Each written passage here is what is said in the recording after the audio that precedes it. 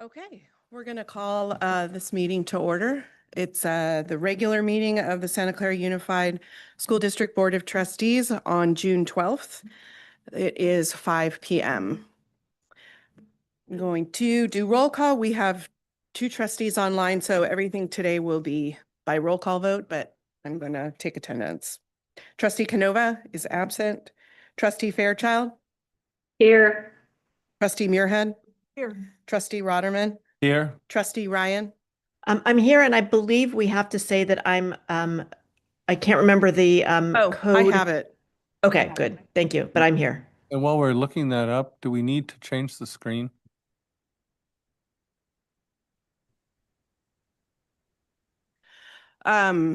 Pursuant to Government Code Section 54950 of the Brown Act, Trustee Ryan has notified the superintendent that she has an emergency that requires her to participate in tonight's board meeting via virtual platform. Okay. Trustee Watanabe? Here. And I am here. We are all here with the exception of Trustee Canova. We have a quorum. That's what's important. May I please have the introduction of the interpreter? Buenas noches, mi nombre es Catherine Herdel y mi compañera Angélica Benítez y yo vamos a ser las intérpretes en español esta noche. Bienvenidas a la reunión de la Mesa Directiva del Distrito Escolar Unificado de Santa Clara.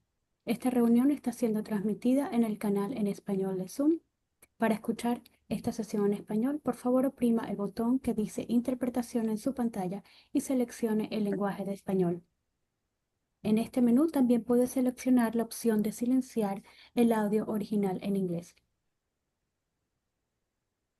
Thank you. Now we will have the pledge led by Trustee Rotterman. Ready, begin. I pledge allegiance to the flag of the United States of America and to the republic for which it stands, One nation, under God, indivisible, with liberty.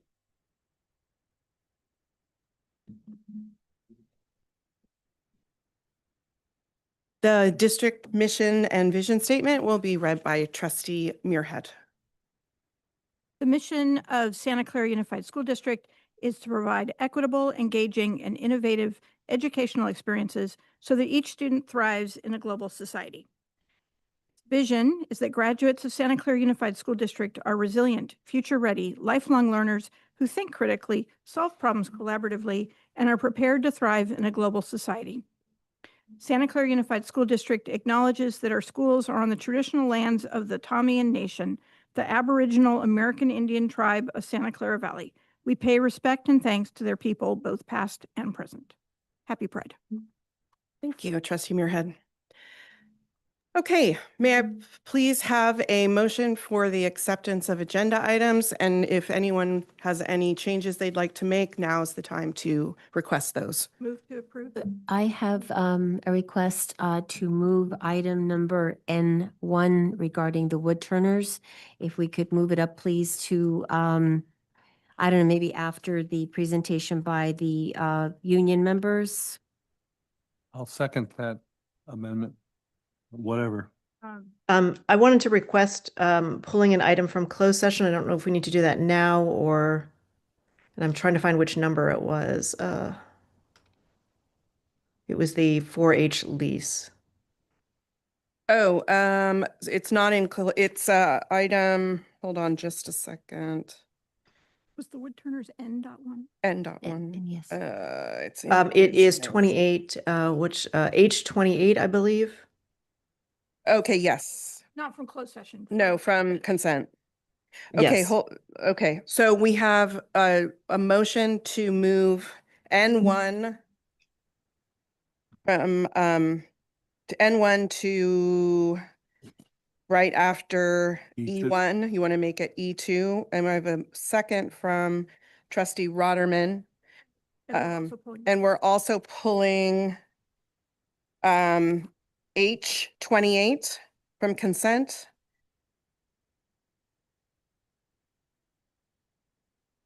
So we'll go through the consent items and then we will take up H28 separately.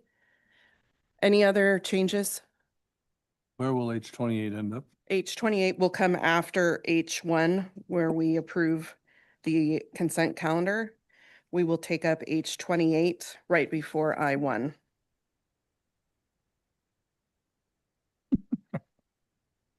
Okay, if there are no other, Trustee, President Lieberman. Yes, Trustee There Fairchild. were, there's a few things in consent that are of concern to me.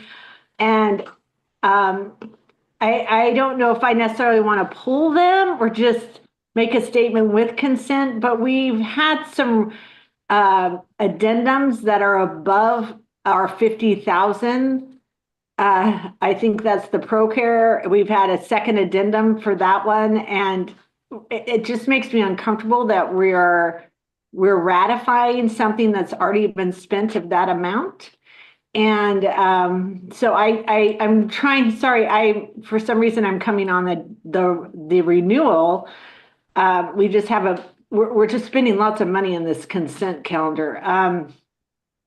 So I believe that's the addendum It's item H22.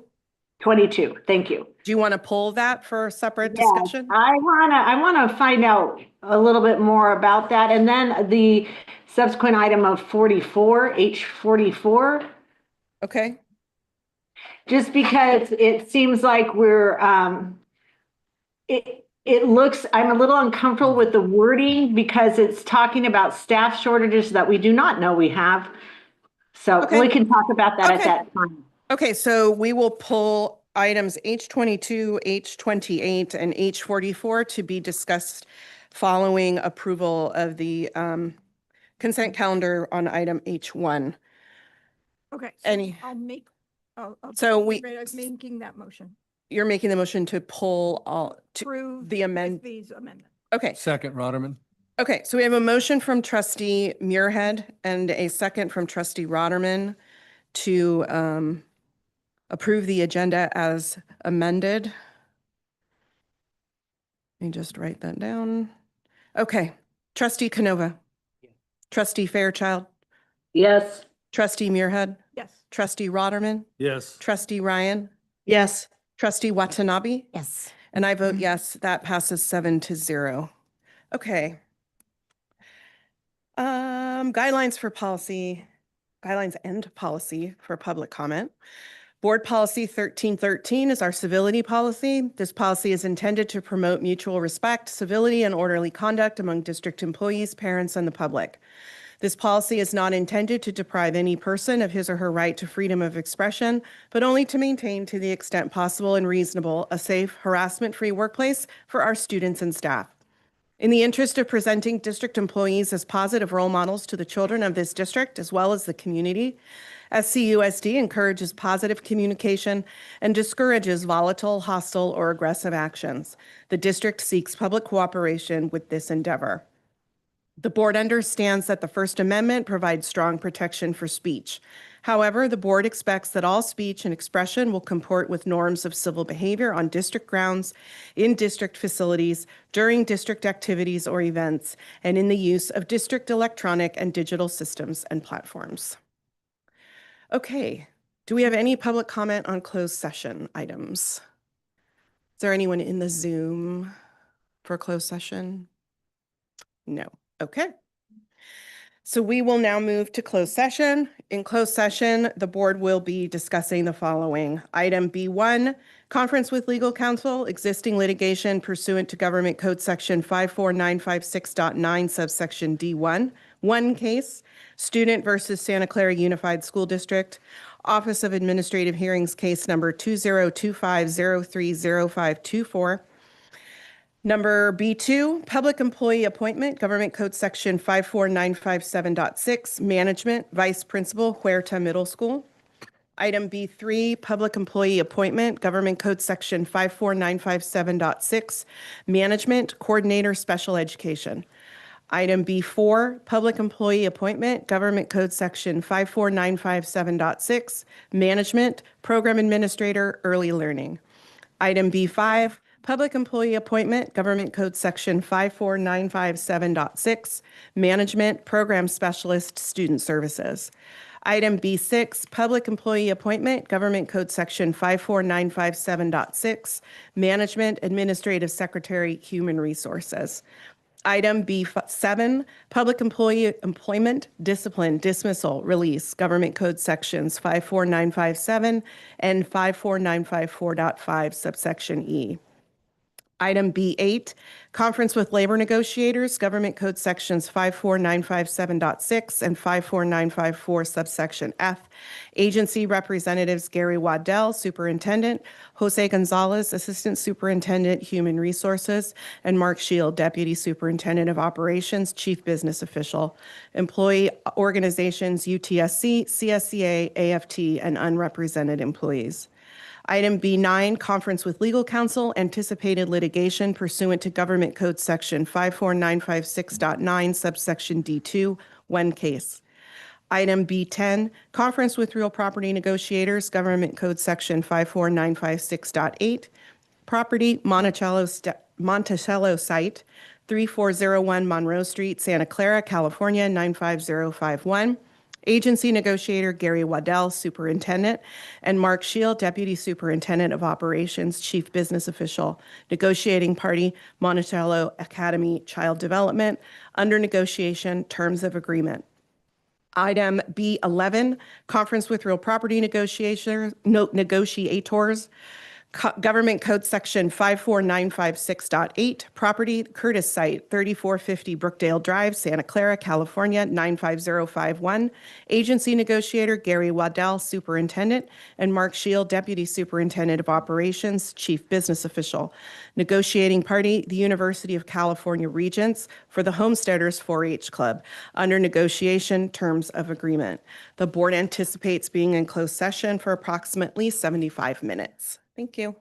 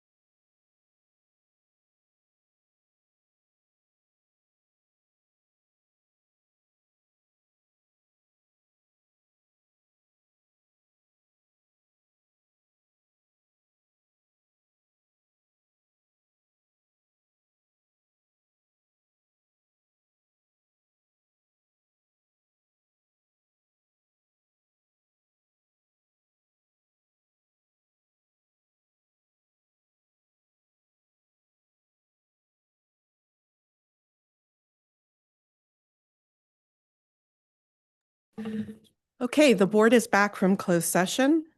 So I will ask for the introduction from our interpreter, please. Good evening, board. Buenas tardes, mi nombre es Angélica Benítez, mi compañera Catherine Harrell y yo vamos a ser las intérpretes en español de esta noche. Bienvenidos a la reunión de la mesa directiva.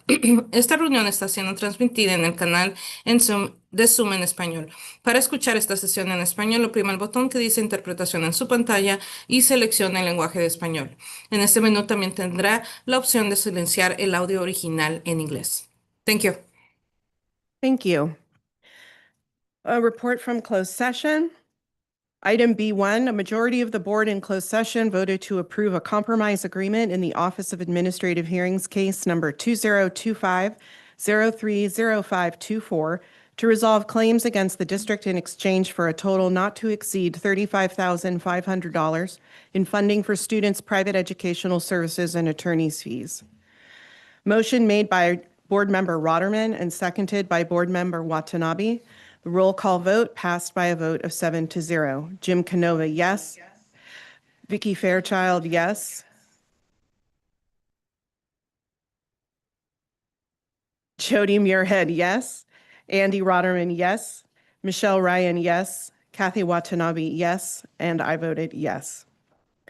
Item B2, the board received information. Item B3, the board received information. Item B4, the board received information. Item B5, the board received information. Item B6, the board received information. Item B7, the board received information. Item B8, the board received information. Item B9, the board received information. Item B10, the board received information. And item B11, the board received information. Okay, now for the final time, a report from our superintendent, Dr. Gary Waddell. Thank you, President Lieberman. We have had a very successful series of season of graduation and promotion events this year. It was such a delight to see our students graduate to their various post-secondary plans, as well as to see students promote to the next grade, and we wish them all the very best.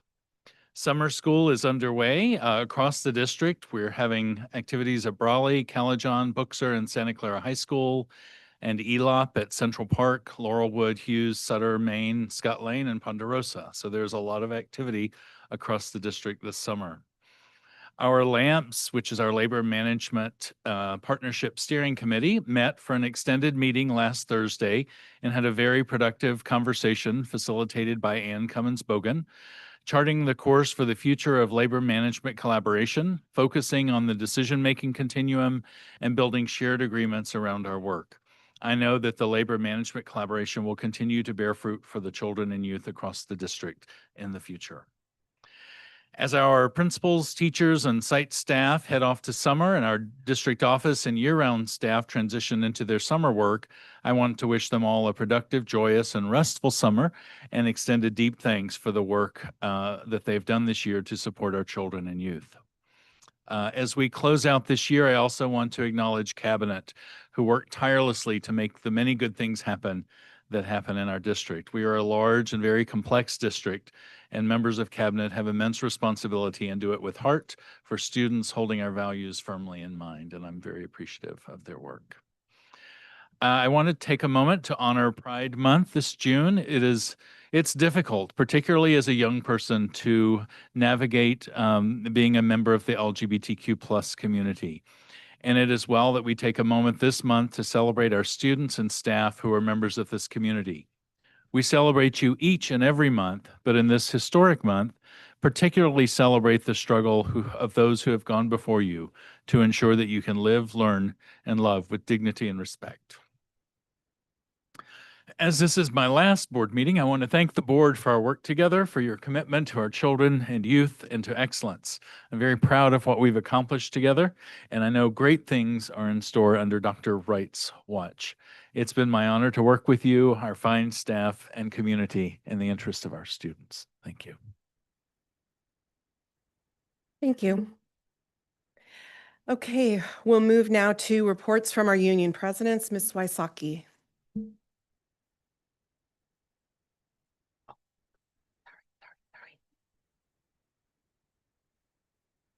It's starting to fall apart. Good evening, President Lieberman, Board of Trustees, Dr. Waddell, and Ms. Burrell.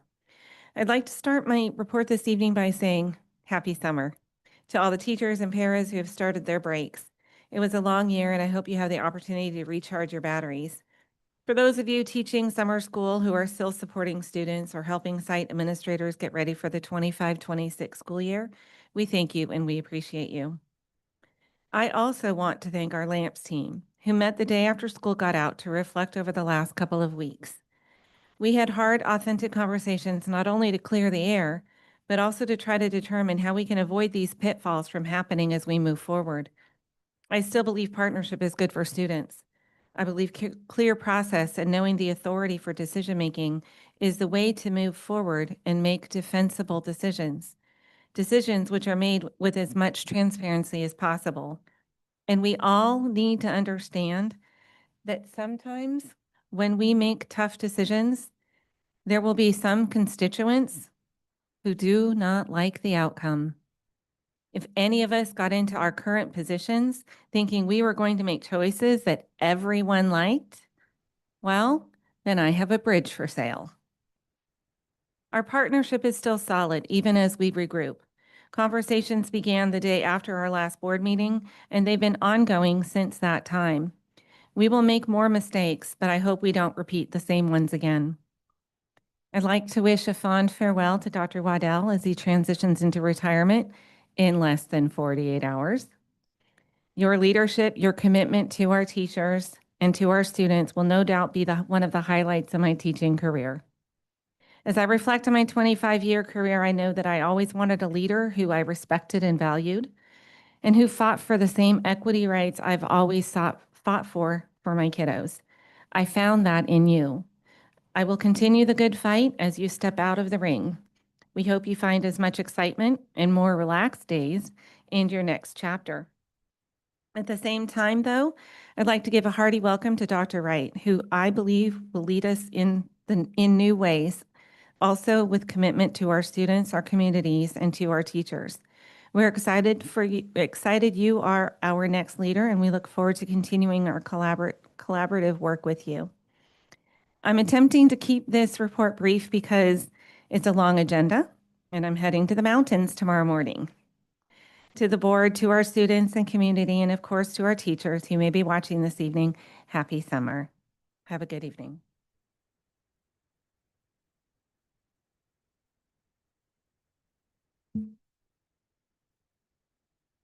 Thank you, Ms. Wysocki. We do not have a report from Ms. Alpin or from CSEA tonight, so we'll be skipping that item. Okay, so we had a request earlier to move up item N1, which is our wood turning item to after reports from our union presidents. So we will do that at this time, and I will turn it over to Mr. Shield. Trustee Fairchild. That's just after Mr. Shields. Oh, you want to go? Okay. I want to be. Okay. Thank you. Okay, thank you.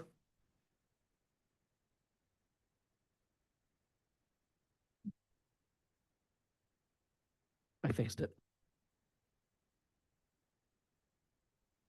Okay. Everything good? Good. So good evening.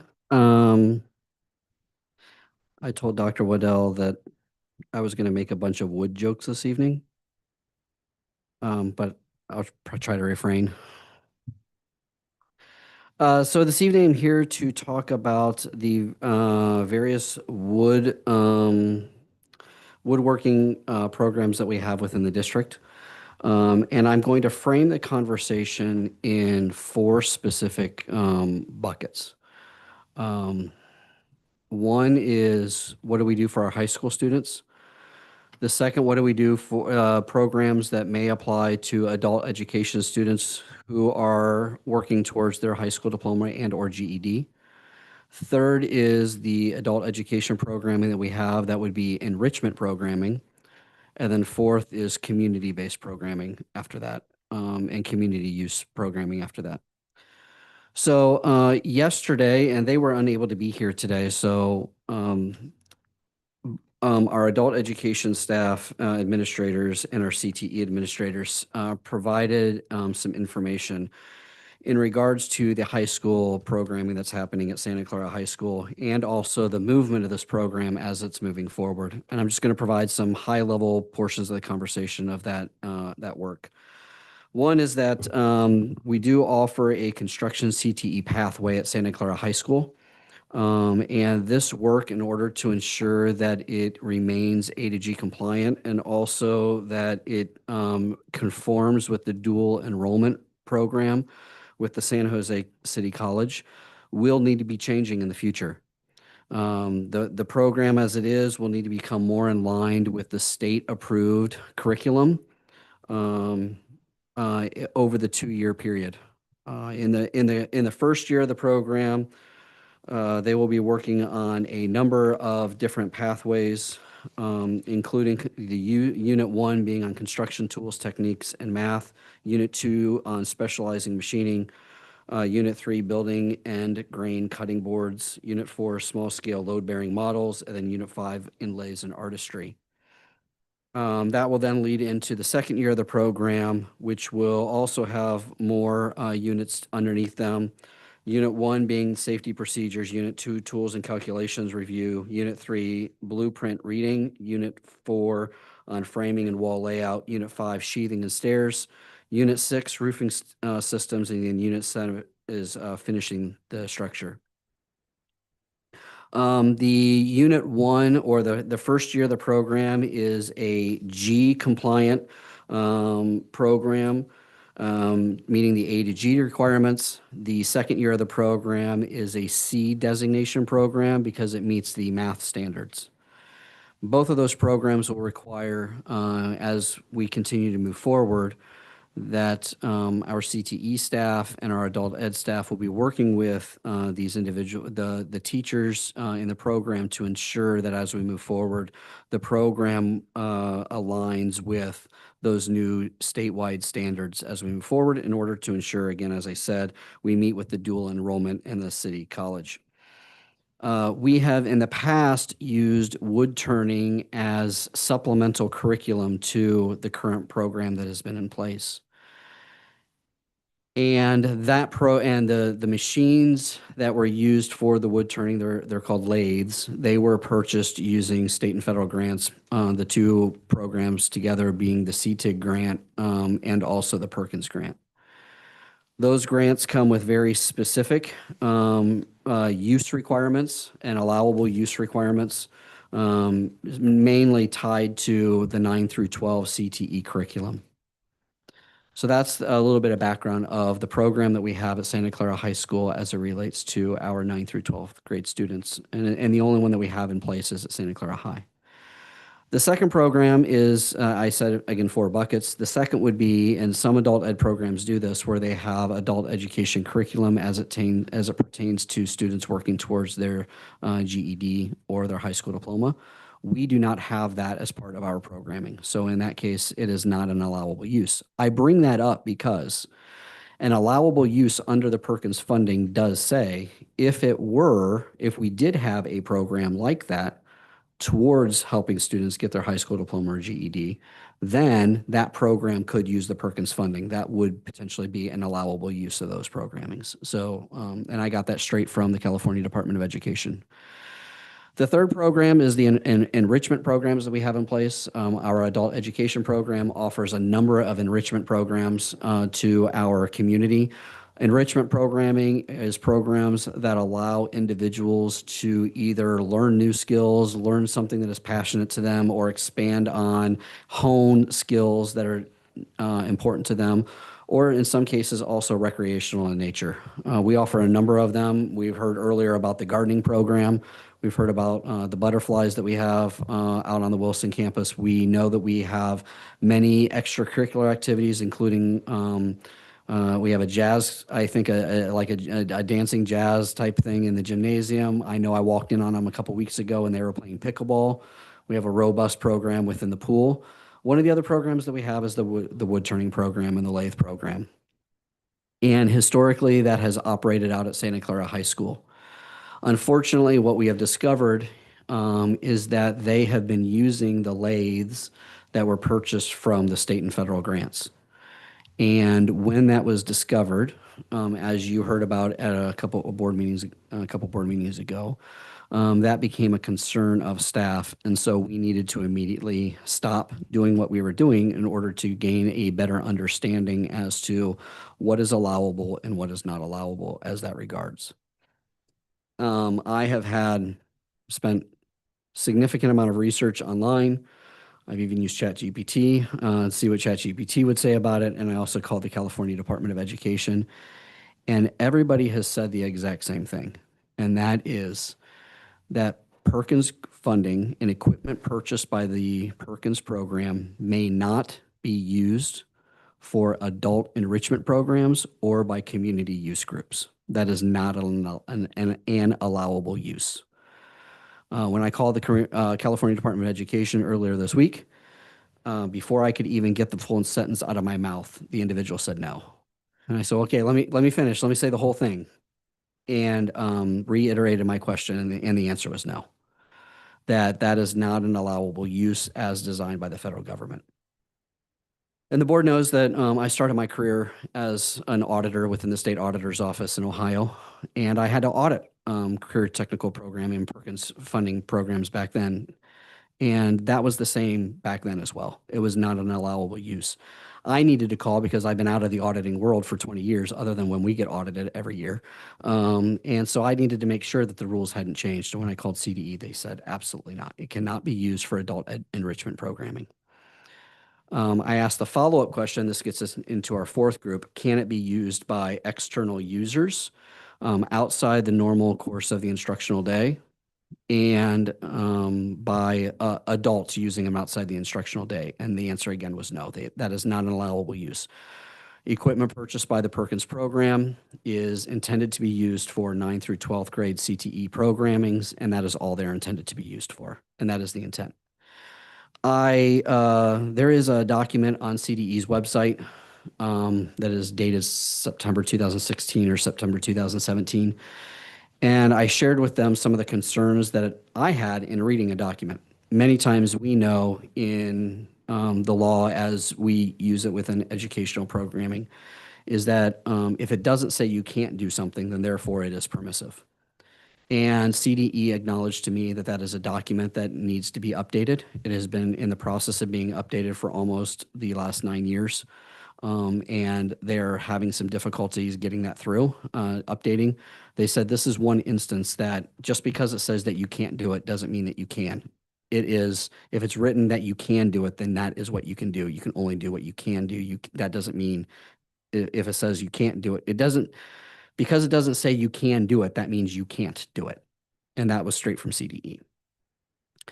So unfortunately, we're kind of a little bit in between a rock and a hard place as it is right now because of those machines being purchased out of the Perkins programming. The adult ed enrichment programs, the administration plans to move those from Santa Clara High School next year. They would like to separate those programs and keep them separate from Santa Clara High and move them over to Booksur Middle School, where they also have other adult education programming over there.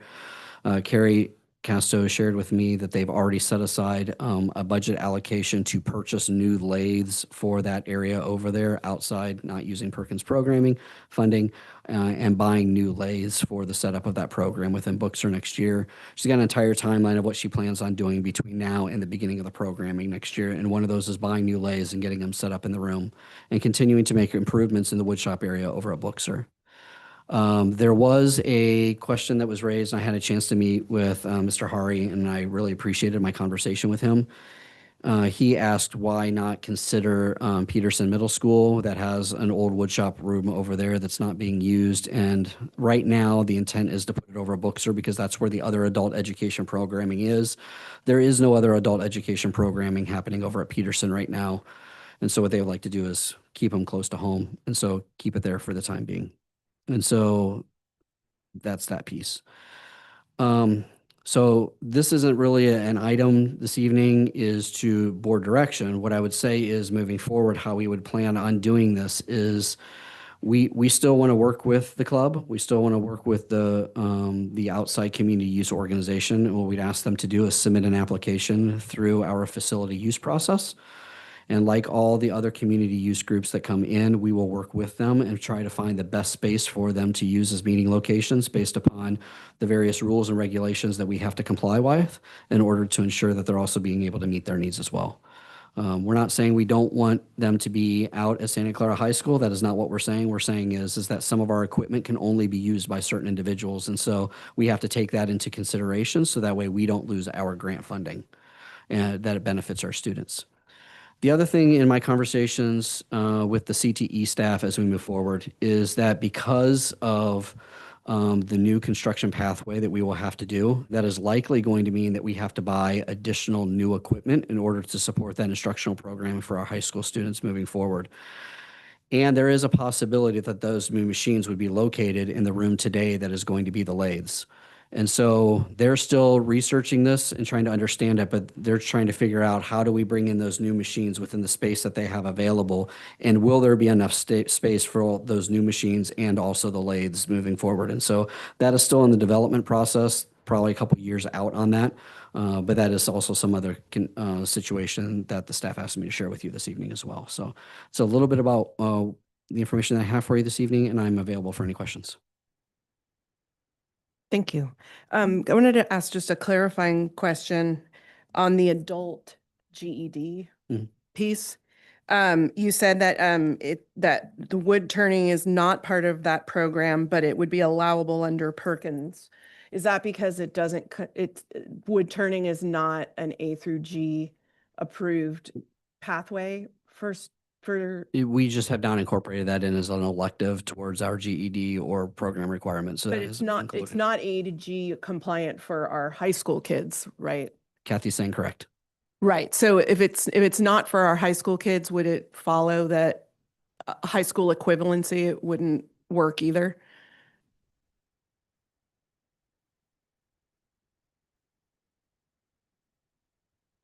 The high school equivalency program is not A to G, so we could do it under there based on the Perkins funding. It Mhm. just wouldn't be, none of the GED classes are A to G. That's getting your basic diploma. Oh, okay. Okay. Okay. Thank you. Okay. Trustee Fairchild. Thank you, President Lieberman. Just to piggyback on that, but those, if it was part of the GED, it would be for those students working towards their GED, not just any adult, correct? Because That is correct. all right, like I couldn't go sneak down there and take a wood turning class. Correct. I just want to make sure I understood that. Okay. I know this is really hard. Whenever we have to make any changes to any programs, it's very frustrating. And it's frustrating for the staff as well, who are making some major adjustments. I really appreciated the work of Carrie Castro and Julie Bedell, who sent us a very detailed synopsis of the changes that will be made to those construction pathways. One of the things I was a little confused about was the use of the facility by, I don't know if there's been a class there or has it been a club? Have they been registering through Facilitron? It seemed like we didn't know what was going on. Can you elaborate? You've said some things where I'm like, how did we not know what was happening? Because normally all of our groups register through Facilitron to use our facilities. Yeah, I'll say that the site knew that they were there and was working on with them. We continue, as the board knows, every so often, every couple months, we uncover another group that has slipped through the cracks and may or may not be in the Facilitron system. And so then we work with them on that. This isn't the first instance at Santa Clara High School where we've uncovered that. But yes, there was an adult ed programming that was happening out there as well as the club. And so that's where we are, as Ms. Castro said, that we're going to move the adult ed programming over to Next year, it's her recommendation that we move that over to Bookser next year. And then we will work with the club moving forward that as they submit a request through Facilitron, then we can work with them in order to determine the best location based upon the space that we have available, the times that we have available, and the availability of appropriate equipment. Thank you so much for that. So essentially you're creating a situation at Bookser where they can continue to wood turn, but it's just going to be located at Bookser using equipment that was not purchased with Perkins money. That is correct. The Perkins funding is not being used to buy the new equipment out of Bookser, correct? And so it's highly likely that that would be a location. The equipment would be the right type of equipment that would meet the needs of the club. Okay, thank you. That's all I have for now. I will say also one of the things that, and I just need to say this, is that one of the other restrictions that's in place on Perkins funding is that the Perkins funding cannot be used for any type of personal financial gain. So that is one of the federal limitations on that. So there are many student-run programs that happen. I am familiar with a couple programs of the construction design that use Perkins grant equipment. And there is revenue that is generated as the result of that. Maybe they have built a tiny home or a gazebo or something along those lines, and they have sold it to somebody in the community. As long as that money goes back into the program to benefit students, then that works. But what we can't allow is for individuals to use equipment purchased by a grant like Perkins that would then benefit, have a personal financial benefit. That is one thing that is also not allowed in my research from Perkins that I just discovered within the last several weeks. Trustee Canova? I'm going to make sure I'm following this correctly. So the problem has to do with the equipment being funded by Perkins. And you just stated a little while ago that you would like to see the program stay at Santa Clara. And so I'm trying to follow this. So if that equipment was replaced with equipment that is not funded by Perkins, would that be a solution? It could be a solution. And I don't know that I said specifically I want them to stay at the club to stay at Santa Clara. I would say I would love to be able to work with them to find a location within a Santa Clara Unified School District, not specifically at Santa Clara. Yes, that would eliminate one of the restrictions out at Santa Clara High, specifically as if those machines had not been grant funded by the Perkins grant funding. That would have eliminated one of these really big issues that we are facing. So just, and this is all I have. So you're not necessarily recommending that as something to do, but you are saying that that would be an option. I am not recommending that we do that for two reasons. One, it's my understanding that those machines still have acceptable useful life left on them. And so Carrie has not recommended that, and I don't know that I have not had the conversation with the principal, but nobody has told me it's time to replace those machines. So replacing them early just for the sake of replacing them isn't something that I would normally recommend. I don't turn wood, but how old are these machines? I think around 10 years old. Thank you. I think. I'm not 100%, but I think that's where over there. Trustee Muirhead? Thank you, Mr. Schill, for bringing this back to us and all the information from you and from our other staff members. I had two questions. The first is, it sounds like there's new regulations about the construction CTE pathway that we're going to implement over the next couple of years. So before you said that, I was thinking, wow, could there be other CTE pathways where we're just not paying attention and following the state curriculum? So I don't know if you have an answer to that, but I just wanted to raise it as like, are there other pathways that either are evolving or that are or have changed that we just haven't stayed up on? I'm just putting that out there as Brad gave me a quick nod or a shake of his head saying no. okay. I mean, the only thing that I would say is that this incident has provoked a review of all of our CT programs to ensure compliance. So we're in that process. We'll be continuing it next year. Right. That was what I was hoping would happen, is that we review them all. Okay, great. So thank you. I'm glad we were all thinking about that. And then the other thing is you mentioned something about bringing in additional equipment due to the current or the new pathway requirements, and there might not be room for the lathes. So would the lathes then become surplus? And then what happens to surplus equipment that's bought with a Perkins grant?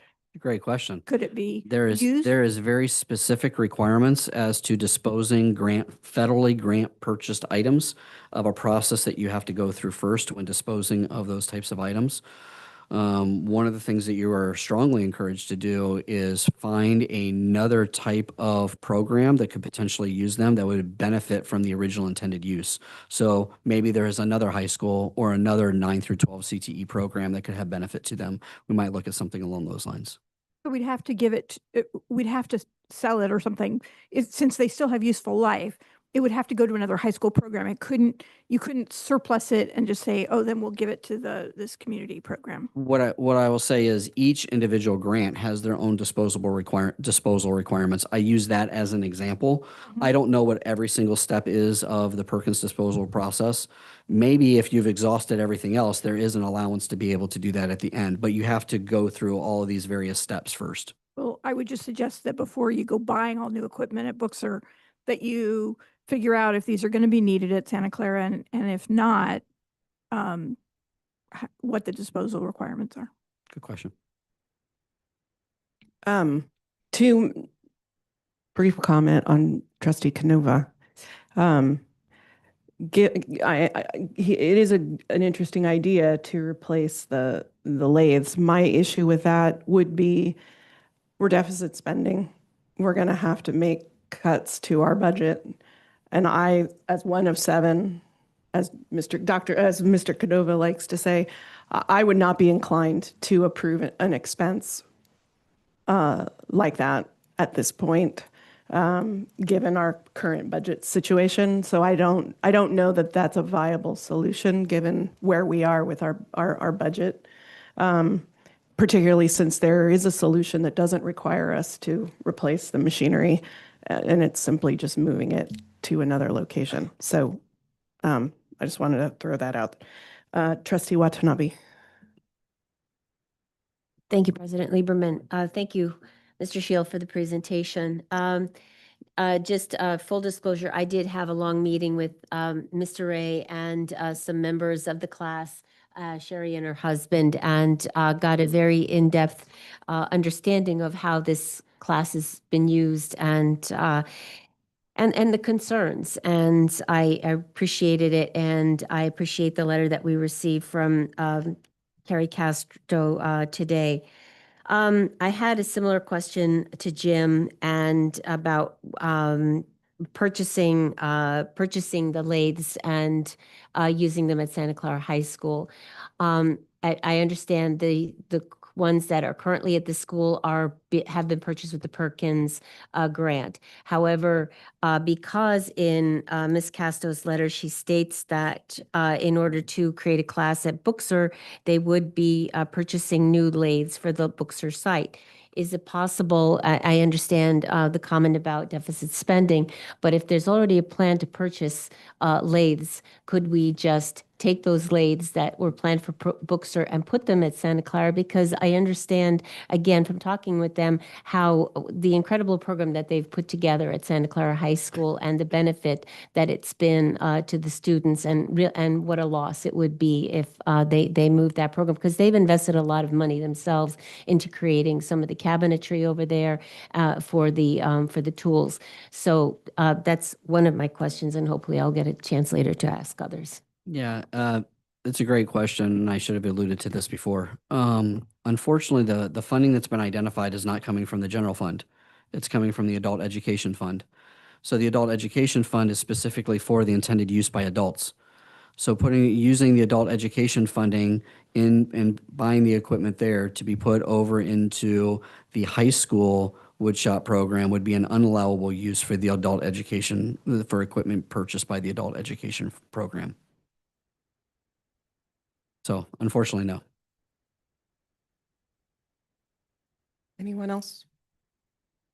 Trustee Rotterman? Yeah, so I have a quick question. What's been stated is that the Perkins can only be used for CTE programs in high schools. We don't have one.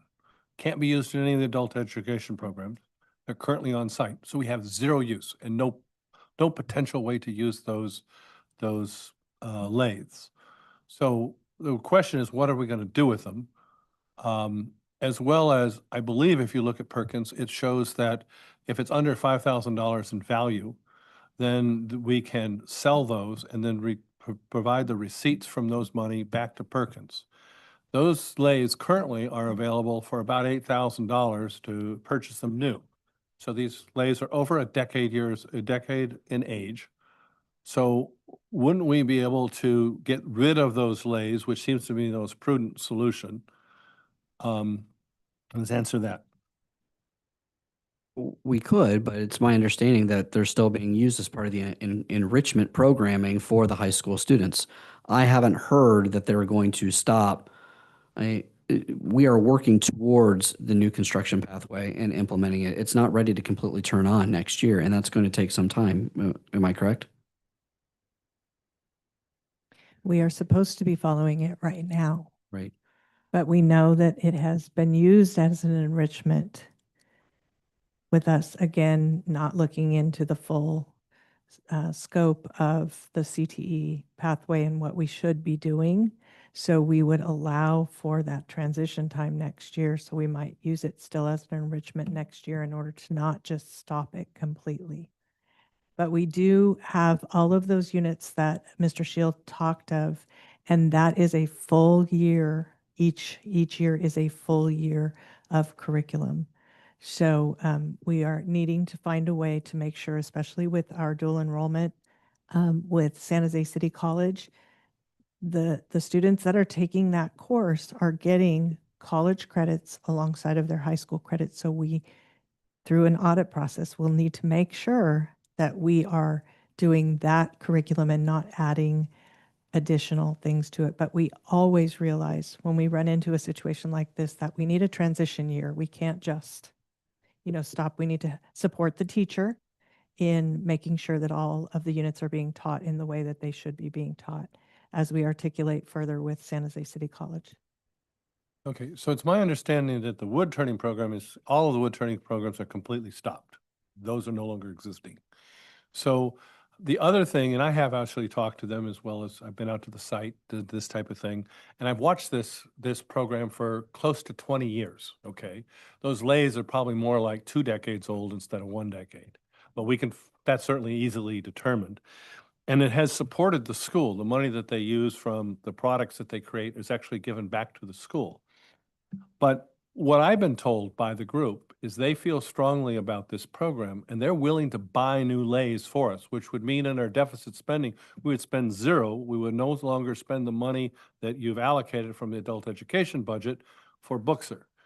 In addition to that, there's 150 kids that get curriculum enrichment right now by using the lathes and the wood turning, and it is an extraordinarily popular program there. And so if we move it to Bookser, the lathes to Bookser, there will be no lathes there. 150 kids will be denied that opportunity. Currently, from my understanding, is they're able to meet all of the curricular requirements. I guess I'll have to go at another time. Thanks. It was my understanding that wood turning was not CTE for high school. Is that correct? Okay. So if the high school kids are taking, how is that fitting into the curriculum if it's not CTE approved pathway? It's been done in place of shortening other units and squeezing it into the day. And I'm not sure it was happening in every section. I do not know that if it was all 150 students, but they were putting it into regular class time when they should have been working on the curriculum that has. So is that a problem if we were audited? Yes.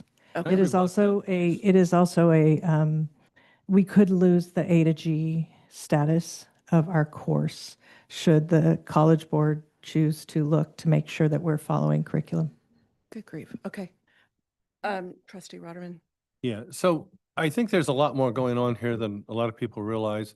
In the class that they have, the first part of the class is safety instruction. Currently, the class loads are between 30 and 40 students.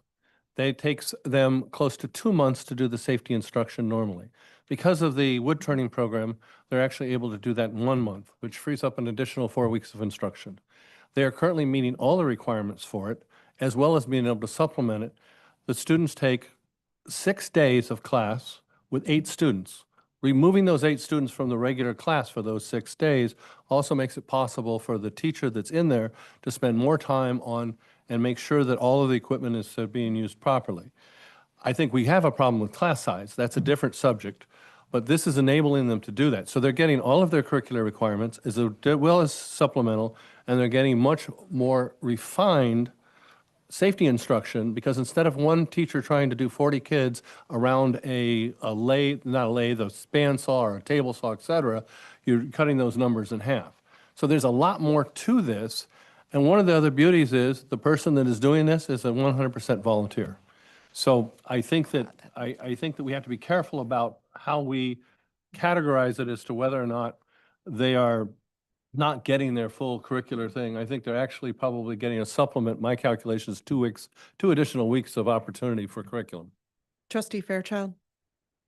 I appreciate Trustee Ratterman's comments, but I am uncomfortable that they are coming from a trustee and not directly from the teacher or the CTE administrators or those who are running the program.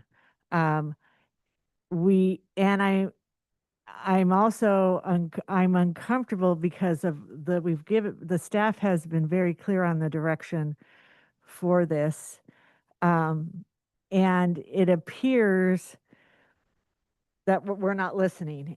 And I see this as an Trustee Ryan. I see her. I see us. We had and we need to. I know we still need to go out to public, but we found out we weren't compliant with the state. We're making the necessary adjustments. We're still offering the programming for the adults that they can use. It's just going to be on a different campus. I guess Peterson is preferred to Booksir, but we're still offering that. We are a K-12 district, and we do amazing things for a lot of our adults.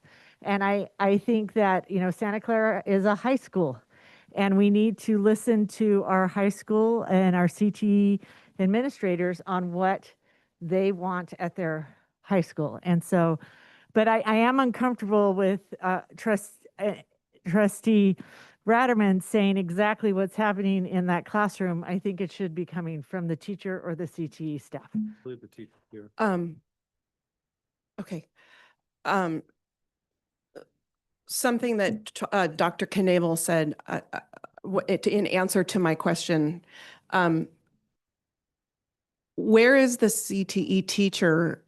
Should the CTE teacher not be aware of what's happening in the classroom and making sure that everything being taught is part of the A to G requirement? I'm trying to understand how we got off on a tangent of something that's not allowable under the requirements for CTE. I believe that Ms. Bedell, who is our CTE coordinator, has been working with the teacher. And once we became aware of all this, has started to work toward fixing the situation with regard to making sure all the curriculum is covered. Mm-hmm. And there were just questions around the when and how the volunteerism was happening, so that we could get a better handle on it. And we're just still processing all of that. Because one of the other concerns I have, and I, as a former parent volunteer, I understand, that parent volunteers often do a lot of things. But if a volunteer is with students alone without supervision from a credentialed, certificated teacher, I am very uncomfortable with that. And that sounds like that's what was happening in order to make class sizes smaller. And I'm very uncomfortable with volunteers being left unsupervised. Not that our volunteers have given us any cause for concern, but if as a parent, I would like to know that my student is with a credentialed certificated teacher. So Dr. Ryan and then Trustee Canova. Yeah, I just, let me lower my hand. Yeah, I'm a little uncomfortable. I think I'm going to echo Trustee Fairchild with getting information from a trustee who's hearing from people who have a very clear perspective on this.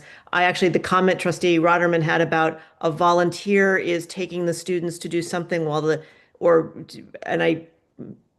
not sure I got it, but the volunteer is providing the instruction that the credentialed teacher should be providing. That doesn't make me comfortable, especially if it's around safety issues, whether it's the credentialed teacher doing something and the volunteer doing something else. I appreciate volunteer support, echoing Trustee President Lieberman, but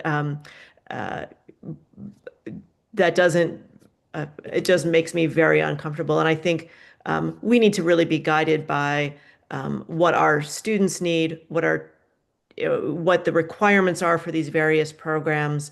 I am a little concerned when I hear that we may not be following, from Assistant Superintendent Knavel, we may not be following the right requirements for some of these pathways. It's just, we need to let our administrators determine how we implement this. I know that there's a lot of passion around this particular group. Love to find a way to accommodate it, but we need to be guided by what the requirements are from the state and the best way to deploy our resources and ensure that our students are receiving the education we're required to provide. Thank you, Trustee Ryan. Trustee Canova and then Trustee Watanabe. So I think we all have the picture from January 24th, 2019, where the governing board recognized the Silicon Valley Woodturners program. And it's a lovely picture, and it shows many members of this board. And also in the historical perspective of superintendents, I see Dr. Stan Rose. But my question is, and it seems like this seems to be happening to us a lot. Well, in 2019, when they were recognized, weren't they using the same machines? So, and we've had other issues, which I won't identify because we don't want to pull Band-Aids off wounds here. But it seems like, it seems like these things are catching us by surprise. I mean, shouldn't we be well aware that the equipment had Perkins funding with these restrictions? And yet we celebrated the program. We celebrated it publicly, and didn't we? So is the answer to that question, we didn't know? Should we have known? And now I just want a 7. But it seems like these things, state requirements, the CDE has certain requirements from us. Perkins federal funding has certain requirements, and it seems these things keep catching us by surprise. Like, oh my goodness, we're out of compliance. I'm only one of 7. I don't like being caught by surprise. It's a great question. And I was not here in 2019, so I can't speak to what was known or not known in 2019. But you raise a very good question. Trustee Watanabe, and then we will go out for public comment. Thank you, President. And thank you, Trustee Canova, for bringing that to our attention as well. I was going to do the same thing because, yes, this wood turning program has received recognition for their volunteer services and dedication to the students at Santa Clara High School. And from my understanding, Mr. Ray has been working at the high school for the last 10 years. So obviously he's been doing a good job. So I wonder too, why all of a sudden has this just come to our attention? I do have one last question, and I think it's in the hope that we can find a way. But I know there's concern with Books for Middle School and the size of the room that's being offered. And whether or not it's going to be big enough. So, question, would it be possible to purchase, again, these lathes that are proposed being purchased for Bookstore, purchase them, but install them in Santa Clara High School along with the lathes that are currently there with the ones purchased by Perkins, and have them just available so that everything is still staying in the same place? Because again, going back to the fact that this, the adult ed program has invested so much into the program out of their own pockets, building a cabinetry, everything is there. To recreate something like that, a bookstore that's taken 10 years is going to take, just start all over again. And Mr. Ray has expressed he's not a young man anymore. So he'd like to stay at Santa Clara High School with this program that he's built along with all these other students. So that's all I have. Thank you. It's a great question. I don't know the answer to that without having sit down and talk to the team out at Santa Clara High to see if they could accommodate 2 sets worth of lays in the classroom. But even then, I would say that might only be a short-term solution, because one of the things that we did hear from Carrie is that with the new construction pathway that we're going to need to comply with, we are going to need additional equipment. And one area potentially looking at and installing that is in the room where the current lathes are. So even if we could do that, it would only be for a short period of time. Or I shouldn't say it would be. It would potentially only be for a short period of time. Because we do know that in order for the equipment that we're going to need for this construction A to G pathway, it is going to need additional equipment. We're going to have to put that somewhere at Santa Clara High. Okay, so before we go up for a public comment, this was a discussion item. Mhm. So you need nothing from us? Is this just for us? I mean, what are you looking for this evening? The board asked us to bring back additional information, so I'm bringing back additional information for discussion. Okay. Thank you. Okay.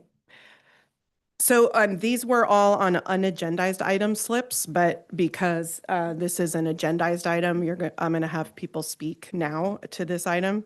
So I'm going to read our board policy on civility before I call people up to the podium. Board Policy 1313 is our civility policy. This policy is intended to promote mutual respect, civility, and orderly conduct among district employees, parents, and the public. This policy is not intended to deprive any person of his or her right to freedom of expression, but only to maintain, to the extent possible and reasonable, a safe, harassment-free workplace for our students and staff. In the interest of presenting district employees as positive role models to the children of this district as well as the community, SCUSD encourages positive communication and discourages volatile, hostile, or aggressive actions. The district seeks public cooperation with this endeavor. The board understands that the First Amendment provides strong protection for speech.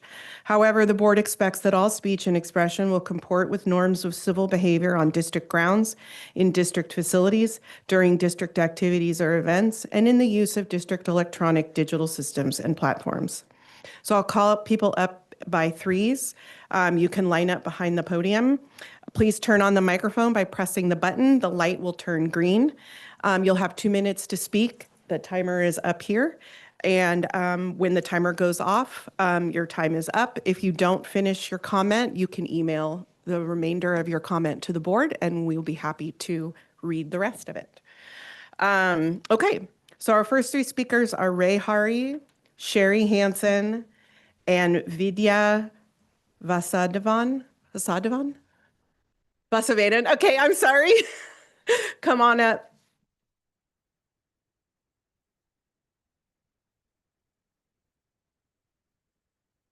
It's on. Okay. First of all, I want to thank Dr. Weddell for all the service he provided to the school district. The program there has enhanced the life of the kids quite a bit. The volunteering program I do, I've done it for 10 years in the same room with the same teacher, more or less. And so far, it has improved the safety of the kids. That's our main concern, safety. When you have 20, 30 kids in a room, everybody bunching behind one machine to do the same project at the same time causes a lot of problems. And they are butting against each other. There is not enough space there.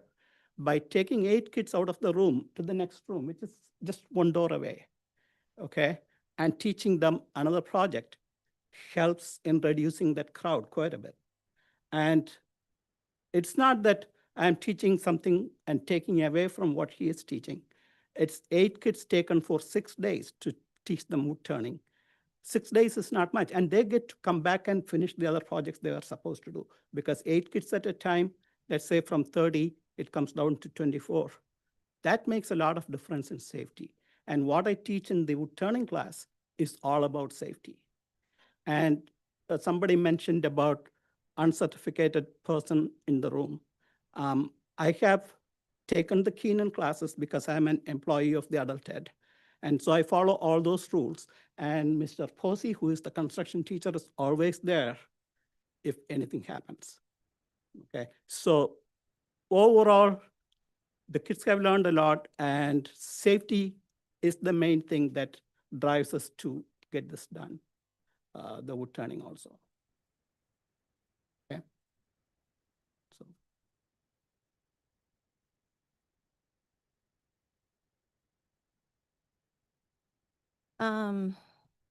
I am representing our president of the Women in Turning, who could not be here because she's at a symposium. And we have currently the biggest number of women wood turning club in North America and Canada. These high school girls we're the role model for them, and they need us. I think to take a community and separate them from the high school, these students will be the community in a very short number of years. And we're their example. I'm also the supplier of the wood that they're getting. So it's not in the landfill, it's in their hands and our hands in the adult education. I just find it sad if we can't find a way to somehow bring these lays that are at the end of their life. We're willing to do anything to fund or raise money for this so that the high school kids will benefit, because we work hand in hand. We make wigs for the women with cancer, and we hand it over to the girls at the high school who will paint these, that will hand these to the women. These girls are learning business skills. They're learning to make things with their hands instead of, some people aren't meant to just do computer or business. Maybe there's a group of girls that want to go ahead and be wood turners and woodworkers. And that would be great to add them to our society. So I think if there was a way that we could somehow figure out the funding of this and stick together, it would benefit the whole community and these kids in high school, because that's why we're here.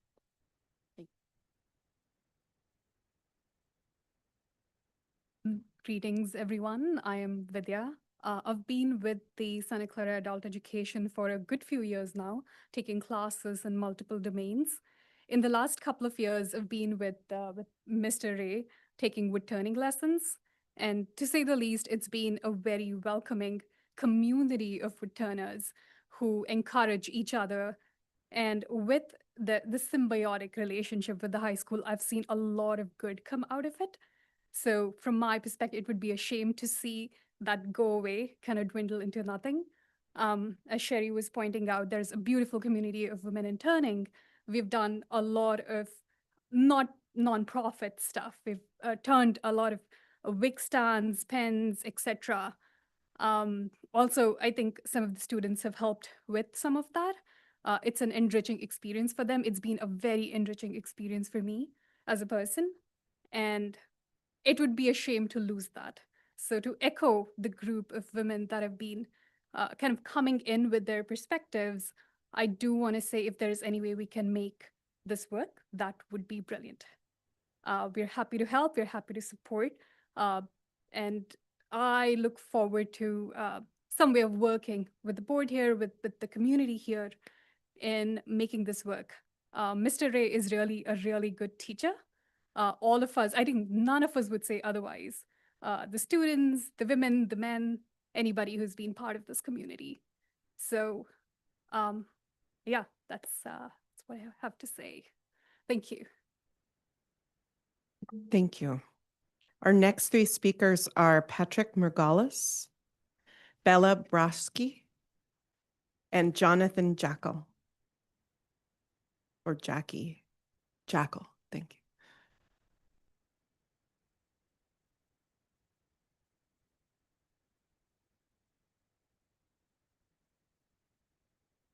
Oh, thank you. Sorry. I'll be a junior at Santa Clara High School at the beginning of next year. And I wanted to tell you guys about my experience in the Construction 1 class, specifically with the wood turning project with Mr. Ray. So it was very challenging for me at first because not everybody works with a wood turning device every day. And the key things to be good at it is to work slow, to be precise and have steady hands, and to be patient. And none of which I would say I exceeded in before the project. But through a lot of trial and error and a lot of help from Mr. Ray, I successfully made a pen on the lathe. And I can't express to you how proud I was of it because it was very hard for me to overcome the issues. But like I said, Mr. Ray made it very easy and he made it enjoyable and also safe during the whole procedure. I never felt rushed. I never felt unsafe or anything like that. It was a lot of fun. And like I said, I was proud of the results. And this specifically, walking away from that project, I realized that I felt more confident working with my hands. I felt more capable and I felt more excited to learn new things because even though it wasn't easy at first, I could overcome it. And I really appreciate Mr. Ray for helping me through it and teaching me that lesson. Thank you. Hi, my name is Bella Braski. I just want to say that I attend the adult education workshop, woodshop Boxer, and I have seen the I think 5 or 6 lathes that are there. They are very old. I have never seen them used. Only in the last 2 weeks. The small ones are somebody was trying to use them. The tools, there is only one set of tools, and if you know about wood turning, it's not much. The lathe is not as much as all the tools that you need to invest on to be able to work and do the different projects. You can find lathe free on Craigslist. The big deal is the tools and the space, and it's a very noisy activity, and the workshop at Boxer is already very crowded with the flat woodwork. So I really don't see that as an option to move the program there. And the main thing also is that logistically hard for Mr. Harry to keep the program. He wouldn't be able to do both the high school students and the adults because it's logistically very hard. He will have to move to go to that other place, and as is mentioned, he does this as a volunteer. So the program should stay at Santa Clara High School.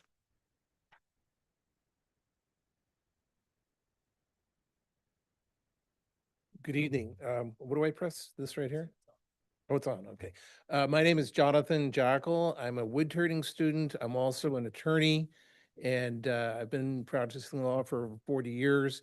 Although I certainly don't specialize in education law. When I heard that this program was going to be canceled because the machines were purchased with Perkins grants, I thought, well, geez, I ought to look this up because I got a lot of experience researching the law and interpreting in regulations, actually do some work as an independent hearing officer for the county. So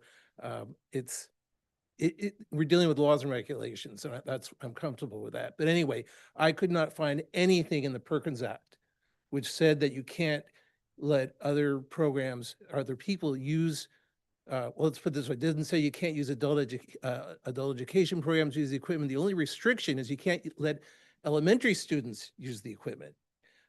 So anyway, there was a follow-up. Anyway, I went to this meeting that they had, that Carrie Casto had with Julia Bedell. There was an email from Carrie Casto following up with where she sent me the code. She sent us the code sections. I looked them up. They didn't say that. All right. There's nothing that the section United States Code that she sent doesn't have any restrictions. And there was a section of the California Education Code that doesn't have any restrictions that would prevent those machines from being used by the adult education students. So, I mean, maybe there's some other regulations I don't know about, but this whole idea that we can't do it because of the Perkins grants, I think is nonsense. And you know, Trustee Canova, you said, why is this all of a sudden, why are we learning about this all of a sudden? I think it's because an auditor in Sacramento said you can't do that.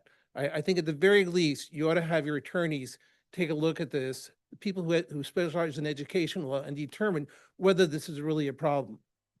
Thank you. Thank you. Our final two speakers that I have slips for are Suhaib Khalil and Mitch Posey.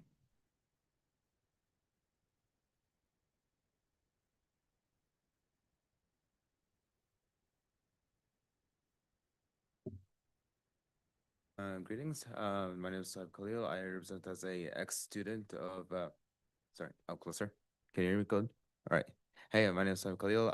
I used to be an ex-student of Mr. Posey's class and Mr. Ray's. When I was back in high school, I didn't find it very hard very convenient for me to study the other classes. So when I found out that there's a wood construction class, I was very surprised. And when I was a student there, it was very relieving, no rush, no stress. It was fit in there very, very easily. And thanks to Mr. Ray's and Mr. Posey's teachings, I've made now 2 years, 3 years later, after graduating from high school, I have my own wood business where I make pens and plates. And without them, I would have been where I am right now, because if I wasn't there, maybe I will be just struggling through college doing something that I wouldn't like. And when Mr. Posey called me, saying that they're gonna shut the wood turning down, it hit me, because it would be very sad. A lot of my friends, we had a great time and learning, and it was a great experience. And it would be sad if Mr. Ray lose his wood turning class. That's all I have to say. Thank you.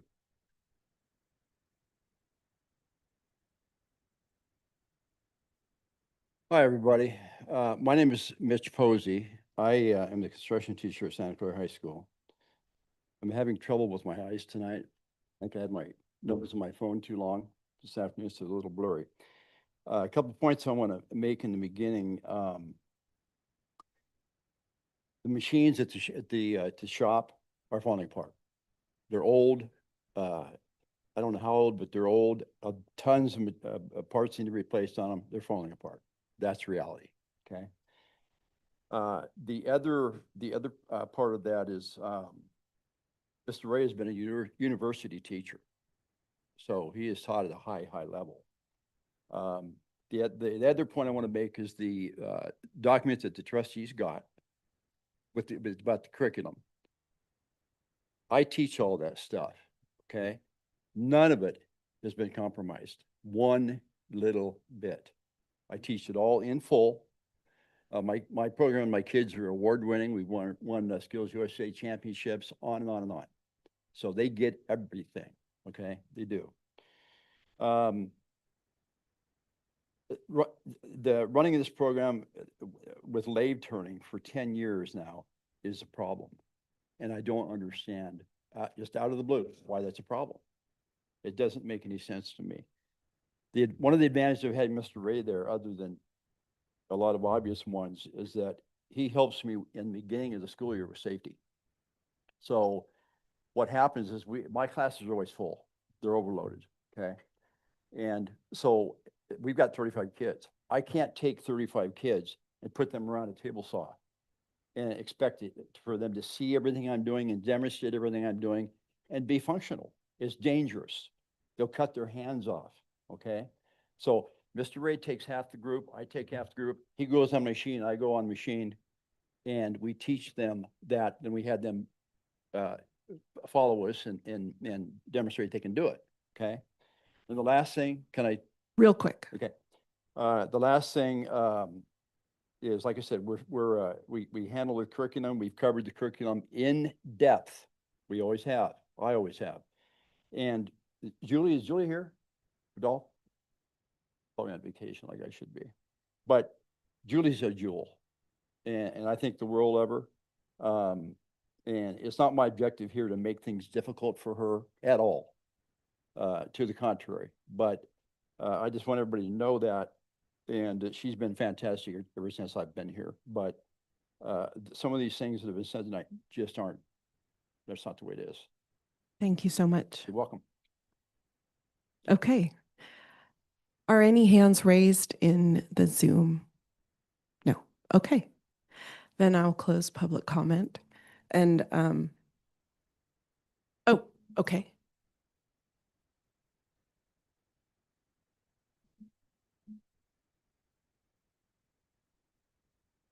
Yes. You can still fill a form out if you would like.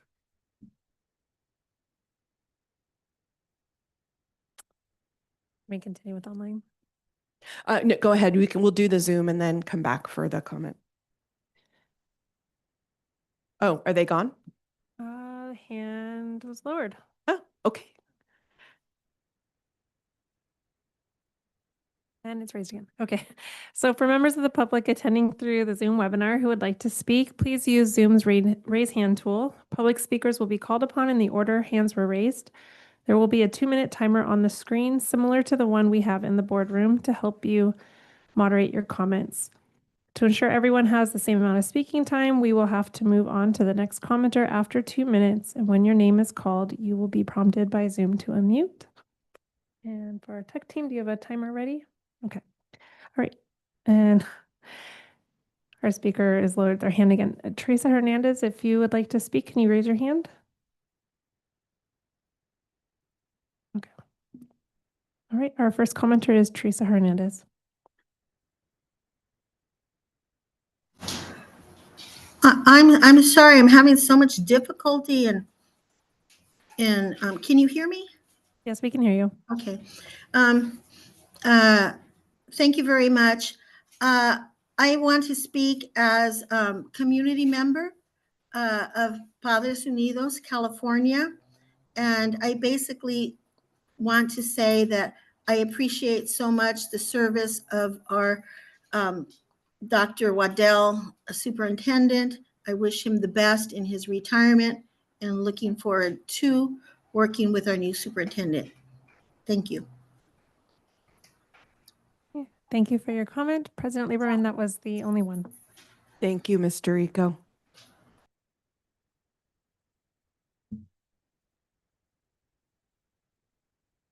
Okay, so one more comment from Thomas. Come on up. If the light is not green, press the button on the microphone, and then you'll have 2 minutes to speak.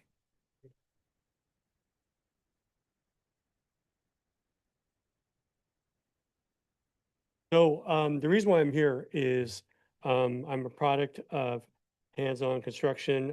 I went to Del Mar High School. I took all the shop classes. I was a student aide, went on, passed my apprenticeship, went on to general contracting. I came because Sherry Hansen invited me to one of the wood turning classes.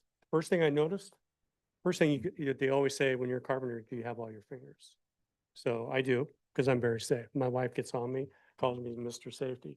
That's the first thing I noticed about Mr. Ray, that everybody had masks on, they were paying attention what they're doing. It was a very safe environment.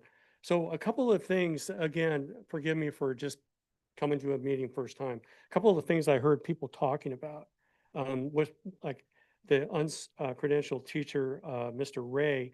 So typically, you know, like when you're when you're a coach, you do a background check. So do we need anything more than that? He has the experience. Why not a background check if you're worried about him being with students? Sounds like he's a great help to Mr. Posey, and sounds like he's a great role model to the kids. And again, it's a good use of all the equipment. And I think what kind of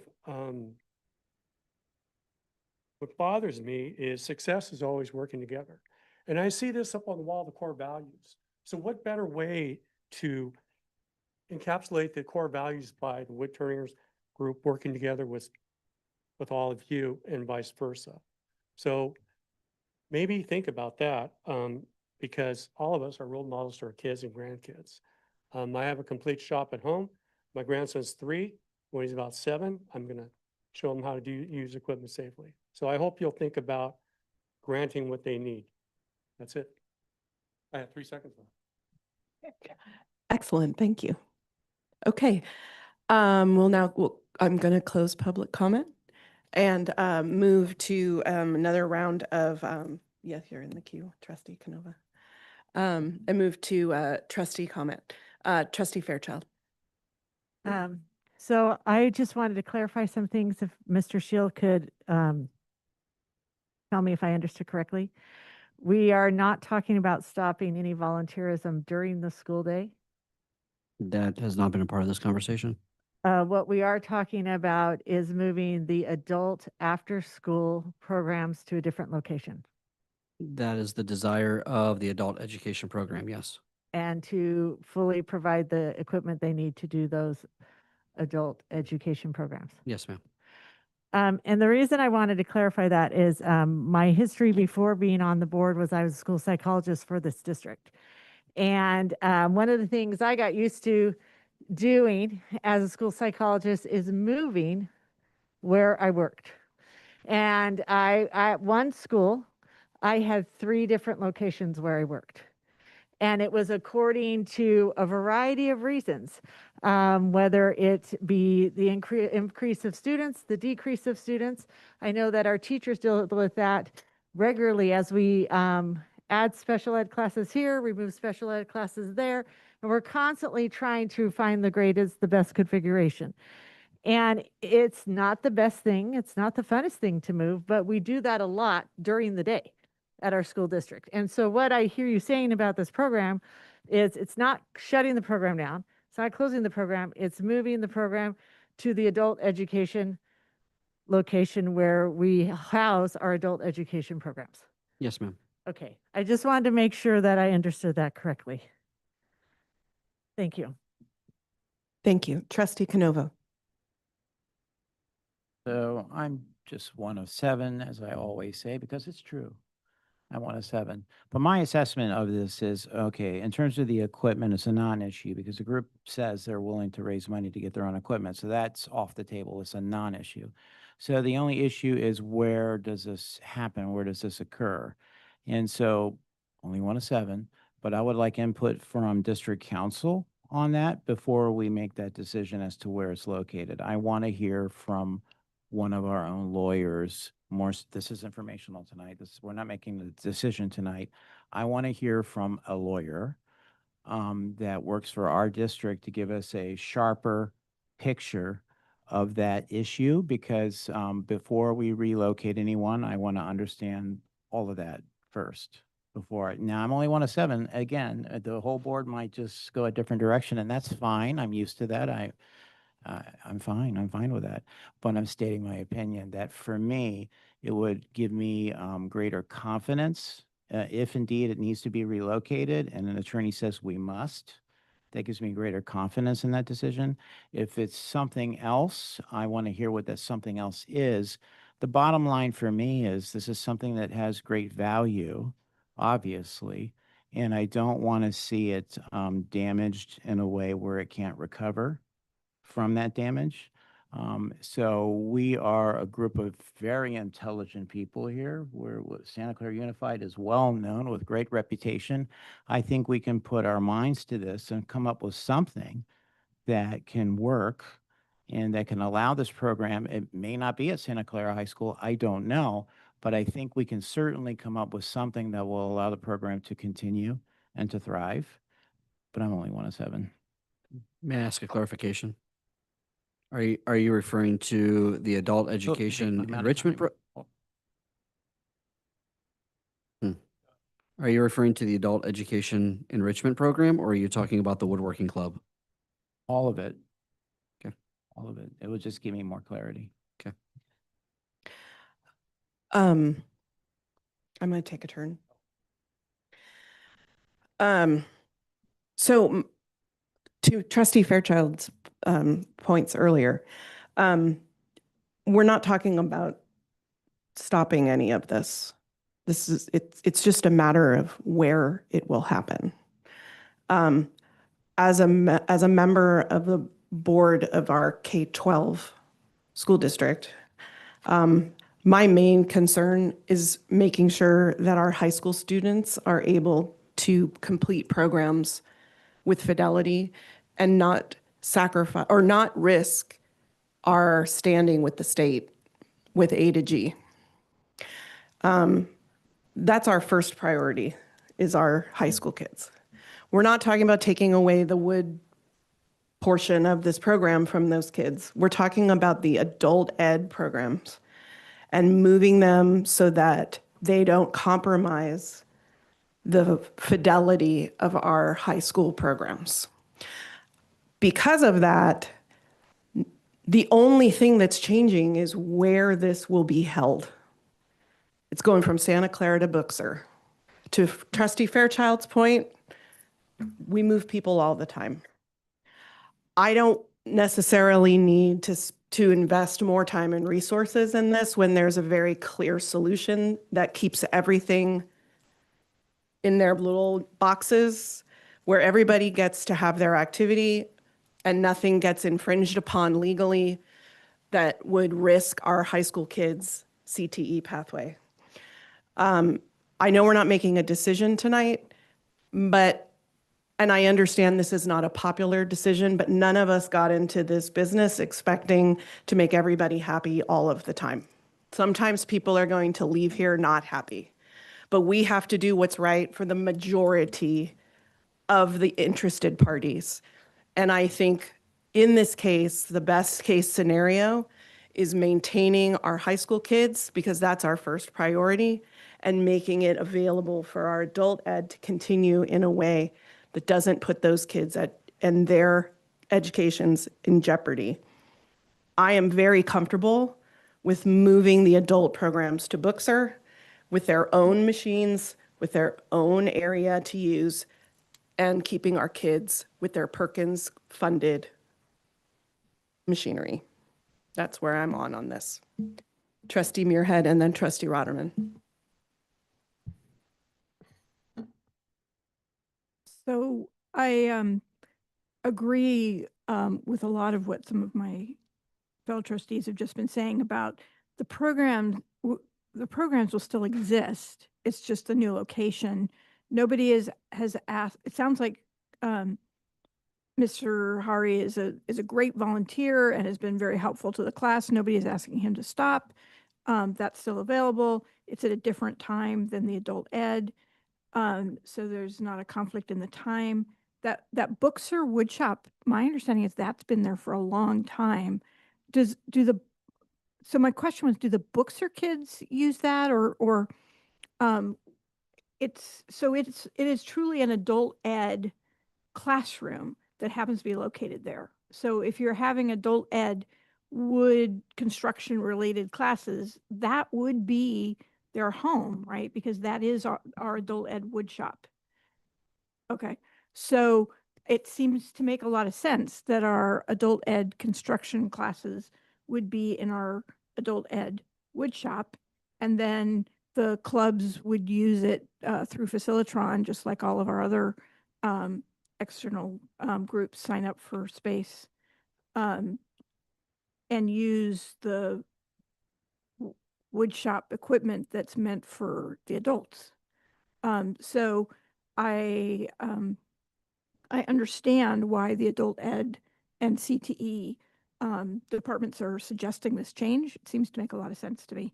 So this is just a discussion item, but I guess I'm one who would say it sounds like what they're doing is moving it for a legitimate reason, and nothing is ending. It's just a new location that could potentially become their new home. Trustee Rotterman? Yeah, so there's a lot of moving parts to this, and I think there's been some confusion. There is definitely something ending. The wood turning portion that our current high school students are getting is being discontinued. That is ending. So all of those high school students that have been able to participate in the wood turning program, as well as the shop bot, which we didn't talk about, that's going away. The Perkins equipment that's currently in there is unusable by our district currently because we don't have a program that qualifies. We don't have a program, an adult ed that it'll work with. We don't have a curriculum that meets the requirements to qualify for the things. So those pieces of equipment that are there basically are just dead weight. They'll just sit there because we can't use them. Now, we've had a generous offer from the club, which everybody's focusing on the club and the adult ed, to put in new equipment at no cost to the district to allow those high school students the opportunity to continue that. We've heard from the instructor who said these kids are meeting with full fidelity all of the requirements of their CTE pathway, as well as getting supplemental education in the LAYS, which is a valuable set of skills. We've heard from one of our students who created his own business as a result of this. And I think we're losing focus on the issue. I'm not that worried about where the adult ed is located. I'm not that worried about where the club is located. I am very worried about the high school students that are losing opportunities to get into and see what this is like. For some kids, this is huge. So, we continually take things away from our students. I want to see us find a way to say yes to make sure that this can continue for our students so they can have access to this. And correct me if I'm wrong, the high school portion of this goes away currently, of the wood turning part. No, it's this one.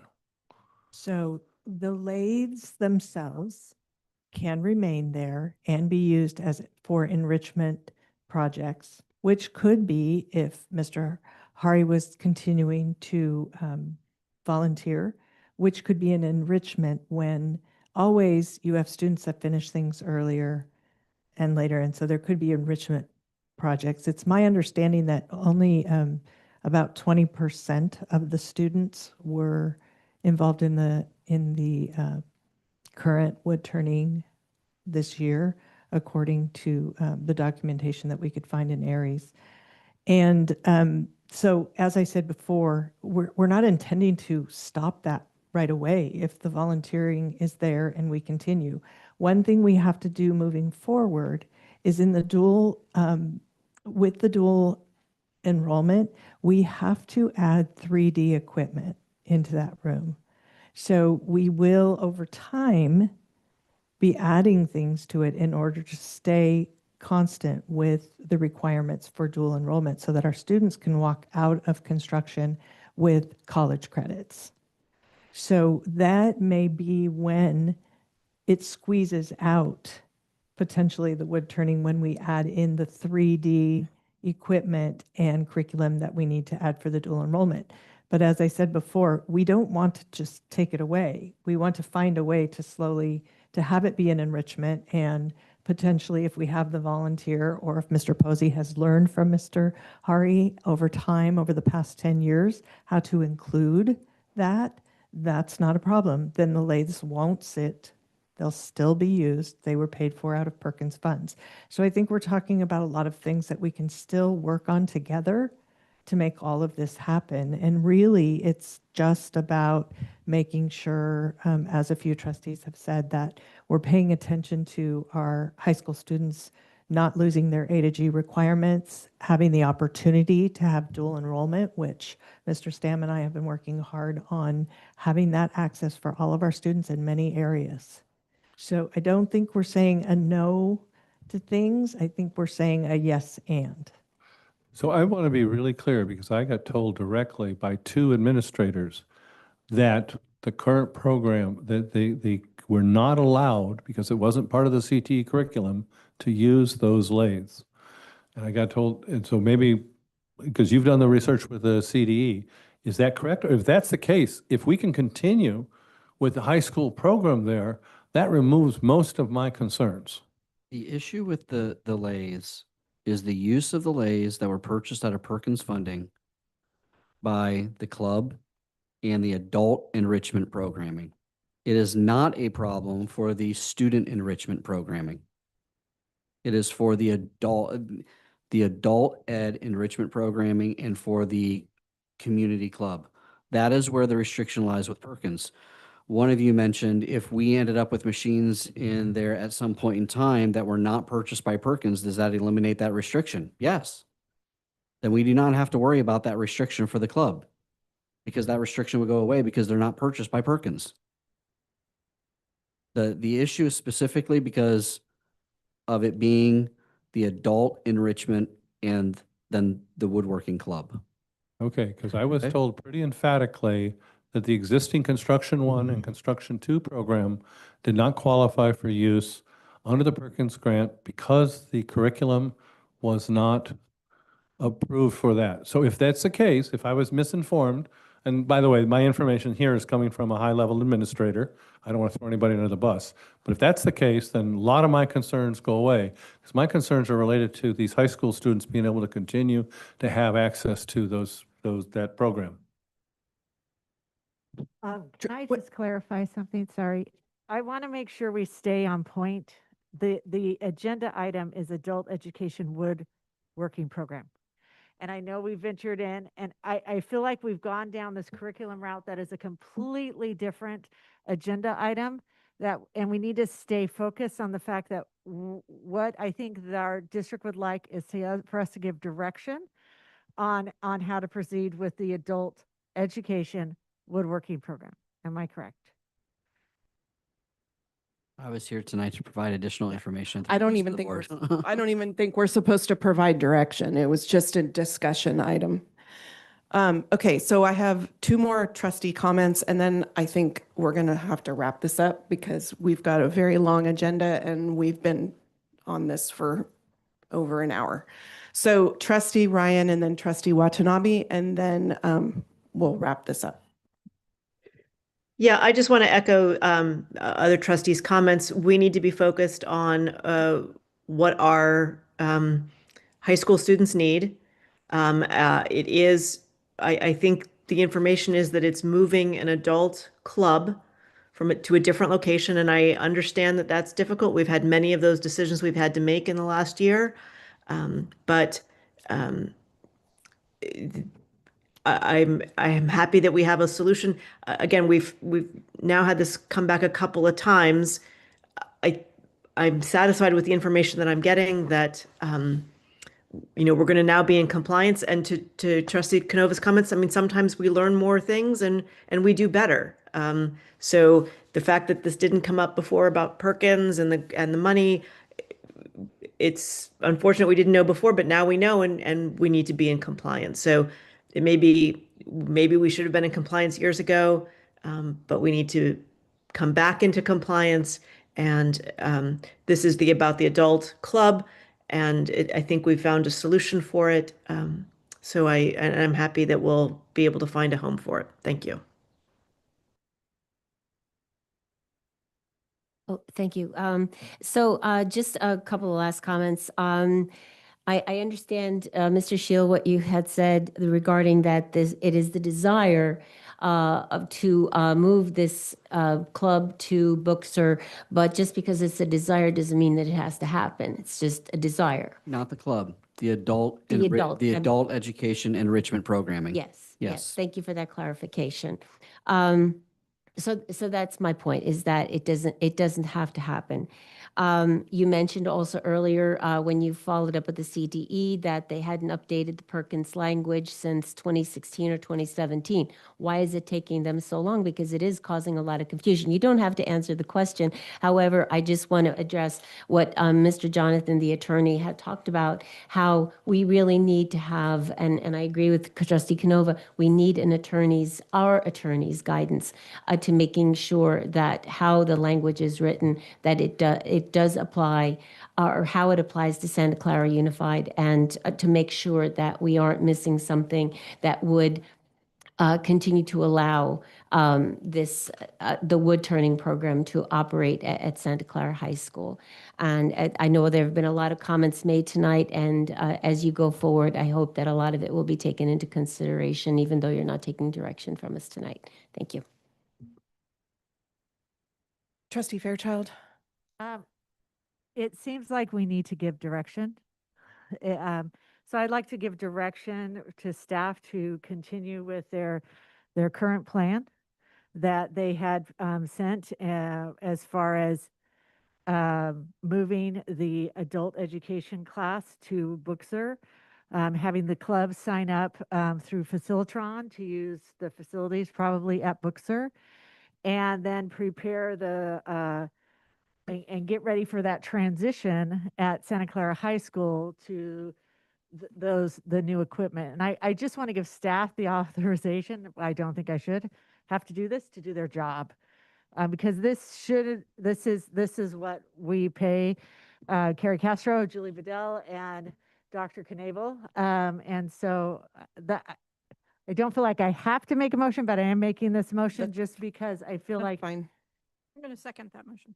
Okay, so we have a motion from Trustee Fairchild and a second from Trustee Muirhead to give direction to staff to continue with the current proposed relocation of adult ed to Booksir, and using Facilitron as a way to reserve space going This forward. Discussion. No. We have a motion and a second, so Trustee Canova. No. Well, we're not voting yet. Oh, Do you have a comment? We can vote, but I thought he had a comment. no. Okay, It's just Okay. comment. I do have a comment, though. okay, Trustee Rotterman. So I'm the one who actually made the request to put this on the agenda. And that was back in April. And one of the things I asked for was for us to come back in one meeting with a recommended course of action. Okay? We still do not have a recommended course of action per se. I was asked several times, and so was the wood turners, to delay that until this meeting. I would like to see clarity on exactly what it is that we're telling them to proceed with. I want to see, for instance, I had some concerns over some of the things. Apparently I had some misunderstandings. But I'd like to say, okay, here's what we're going to do. Adult Ed's going to be here. We're going to spend this money here. We're going to have, continue the program for a period of time at Santa Clara. I want to see a report back to us about what you're actually doing, as opposed to saying, we're going to tell you, just go ahead and continue doing what you're doing. I still want to see that oversight. Okay, what, And 1 of 7. Trustee Muirhead? Can I suggest that we move forward on this motion, and then I would imagine that our CTE and adult ed people are going to finalize all the details and just give us a report back. It could be an attachment, it could be through the superintendent. Just let us know what the final result is. Okay. We have like our budget for next year and our accountability plan that all need to be approved tonight. We spent an hour and a half on this. I think we've given it a lot more time. And we should take a vote and move on. Okay. I'm going to call the question. We're going to vote. Okay. All right. Trustee Canova. As I've stated, I would want more clarification from an attorney. No. Trustee Fairchild. Yes. Trustee Muirhead. Yes. Trustee Rotterman. No. Trustee Ryan. Yes. Trustee Watanabe. No. I vote yes, that passes 4-3. I'd like to make a motion to request a report from staff regarding how this plan is going to be structured and how it goes forward in the future. And I'd like to see that at the August meeting. Second. Okay, we have a motion and a second for a report from staff. Trustee Canova. Trustee Fairchild. I have a comment. Yes. I'm okay with them making this request, but we have some people that are not at this meeting that would have to fulfill that request by the August meeting, who may have the summer off. Yes. Well, And so I have a hard time when we make a request and it's the next meeting of staff. And so I would ask it's fine to ask for a report back, but I'm asking you because it's only actually the president's prerogative to say when it will show up on agenda. So It's the board's prerogative if they could, the board, in the absence of the board direction, the president and the superintendent go together. However, that's not the real issue here. If this is a program that's going to be implemented by the next school year, August is the very next meeting that we have at the moment. And they would need to have this plan in place in order to implement it next year, next school year. So asking it for the next meeting, if they can't do that, what are they doing? Okay, and so I think that, yes, it does put a requirement on them, but they have plans. I just need to know what the plans are because they need to have those plans in place before school starts. So I'm gonna continue to support my own motion. Can we ask staff when they would be ready to report back? They're not here. they're not here. Carrie. I just have I had my hand Trustee raised. Ryan, yes. Just a quick comment that my vote will reflect that, but they can send us information without it being a board report. If we've already spent over an hour on this, when we have budget, we have school plan, we have a lot of business to take care of. They can send us this information without it being at a formal meeting. Absolutely. Okay. And I think, especially as we look at the beginning of the school year, and I guess I'm a little confused about next school year, whether at this point we're now talking about the 26-27 school year or the 26, and maybe I missed that in the conversation, but my vote will reflect that. But I also want to be mindful that we don't need everything to come as a board report at a board meeting. Information can be sent to us at any point. I already requested that a report come back to us. So I want to see a public response for the people. That's out fine. there You don't that- need to that change your do that. motion. Okay. I was making a comment about the motion. Okay. Thank you. One thing I'd like to know what year it is. Trustee Watanabe. Thank you. Just quickly, I agree that this should be, I mean, this issue has become a public issue. And so therefore, a report that comes back should be a public report as well as in full disclosure and transparency. Okay, we have a motion on the floor for a report back on the first board meeting in August. Trustee Watanabe. Trustee Canova, you voted yes already, so you're fine with that. Trustee Fairchild? No. Trustee Muirhead? Yes. Trustee Rotterman? Yes. Trustee Ryan? No. Trustee Watanabe? Yes. And I vote no, but that passes 4-3.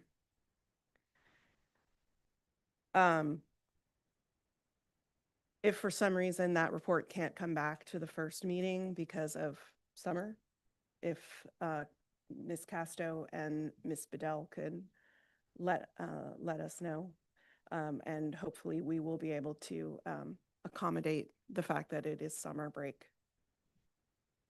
Thank you. Okay. We're going to move now to consent items. Have public. Oh, comment. wait, do we have any unagendized comment in the room? Any unagendized comment on the Zoom? Okay. We're going to close unagendized comment. Okay. G1, Human Resources, if I get a motion to Excuse me approve. just a minute. Sir, did you lose something? So would you let Alyssa here know what it is you're looking for in case we find it later? Thank you. Not us, tell Alyssa. Okay. My apologies, President. Motion to approve consent items G2 through G6. So moved, Rotterman. Motion from trustee Rotterman, a second from trustee Muirhead. Trustee Canova, trustee Fairchild, Yes. trustee Muirhead, Yes. trustee Rotterman, Yes. trustee Ryan, Yes. trustee Watanabe. Yes. And I vote yes, that passes 7-0.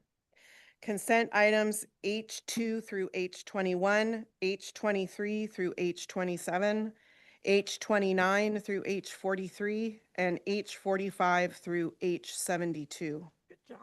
Motion to approve, Rotterman? Second, Muirhead.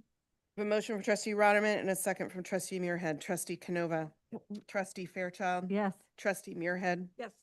trustee Rotterman, Yes. trustee Ryan, Yes.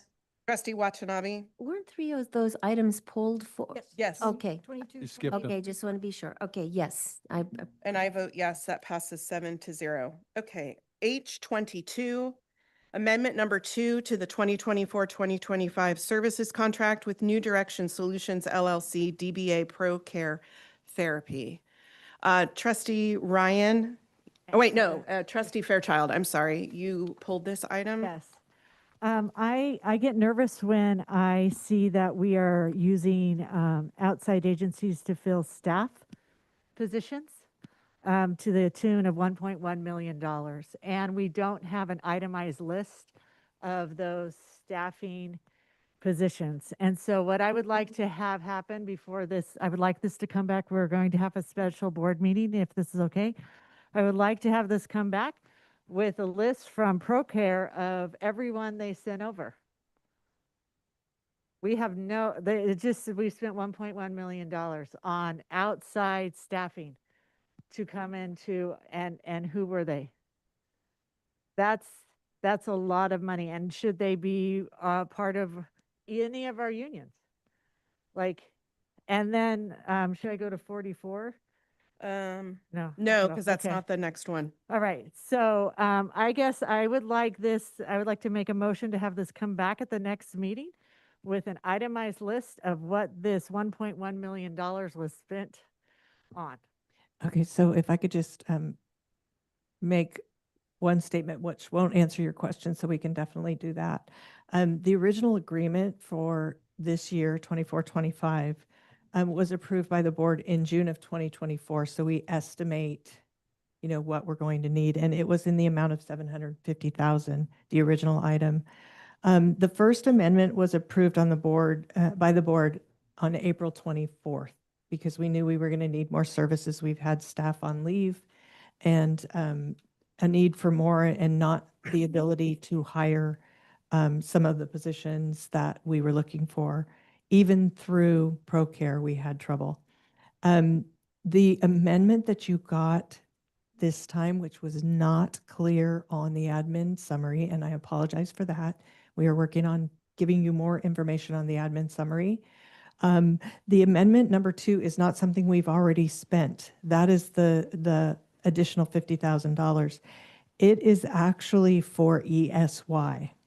So we tried to employ our own employees, and we did not get enough people that wanted to work this summer.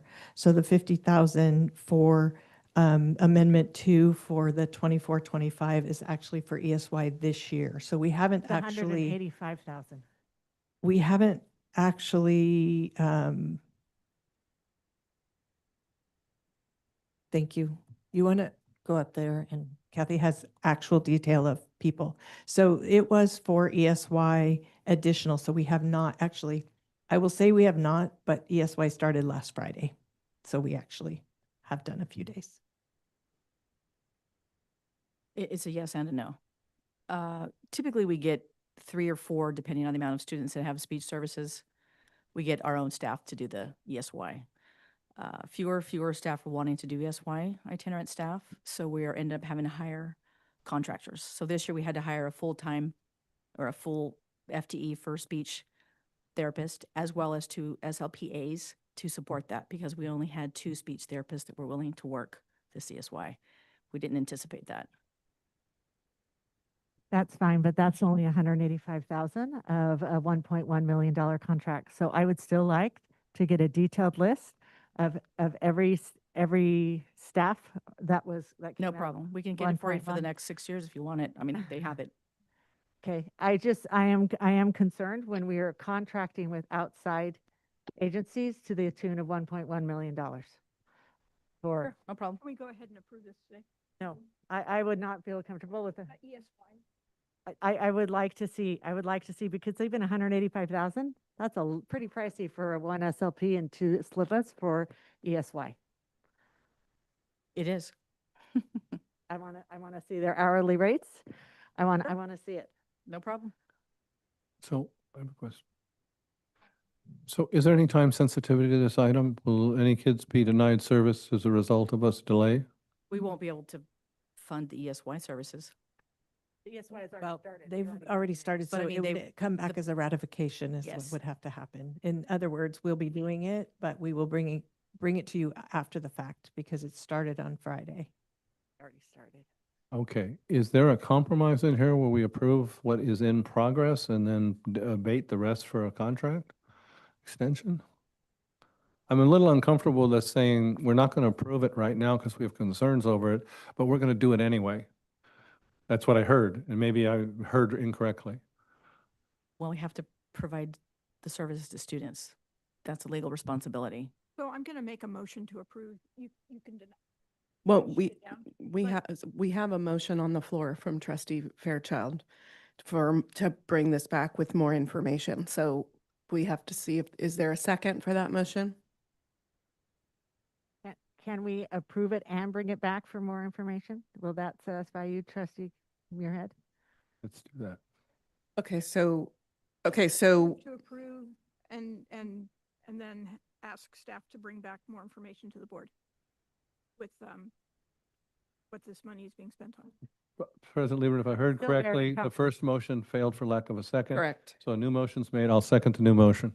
So the motion on the floor from trustee Muirhead and seconded from trustee Rotterman is to approve item H22, but also to request that more information come forward regarding the additional cost, correct? Well, I want to have a staffing list. Can A we have a staffing staffing li- list? okay. Everything that was paid for out of that $1.1 million. Oh, I have another question. Trustee Rotterman?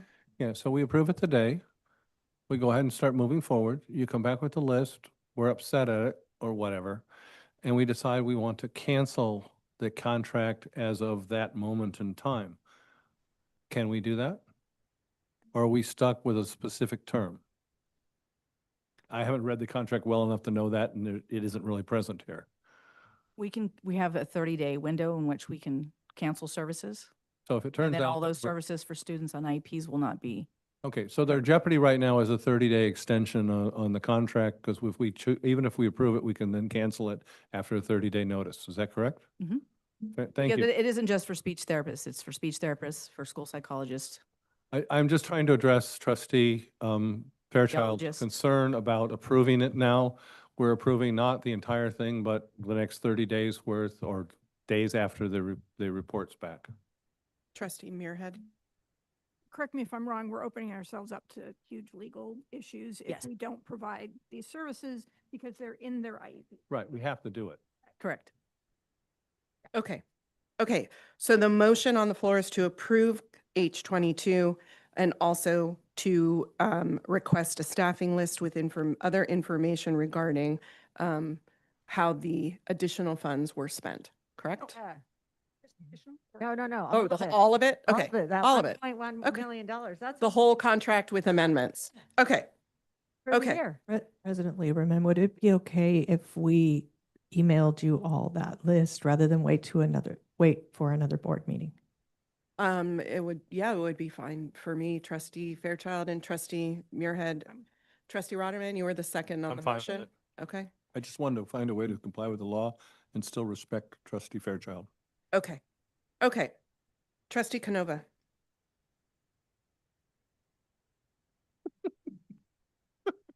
Trustee Fairchild? I'm uncomfortable, no. Trustee Muirhead? Yes. Trustee Rotterman? Yes. Trustee Ryan? Yes. Trustee Watanabe? Yes. I'll vote yes. That vote passes 6-1 with trustee Fairchild voting no. Trustee Lieberman, I saw, Oh, okay. Okay.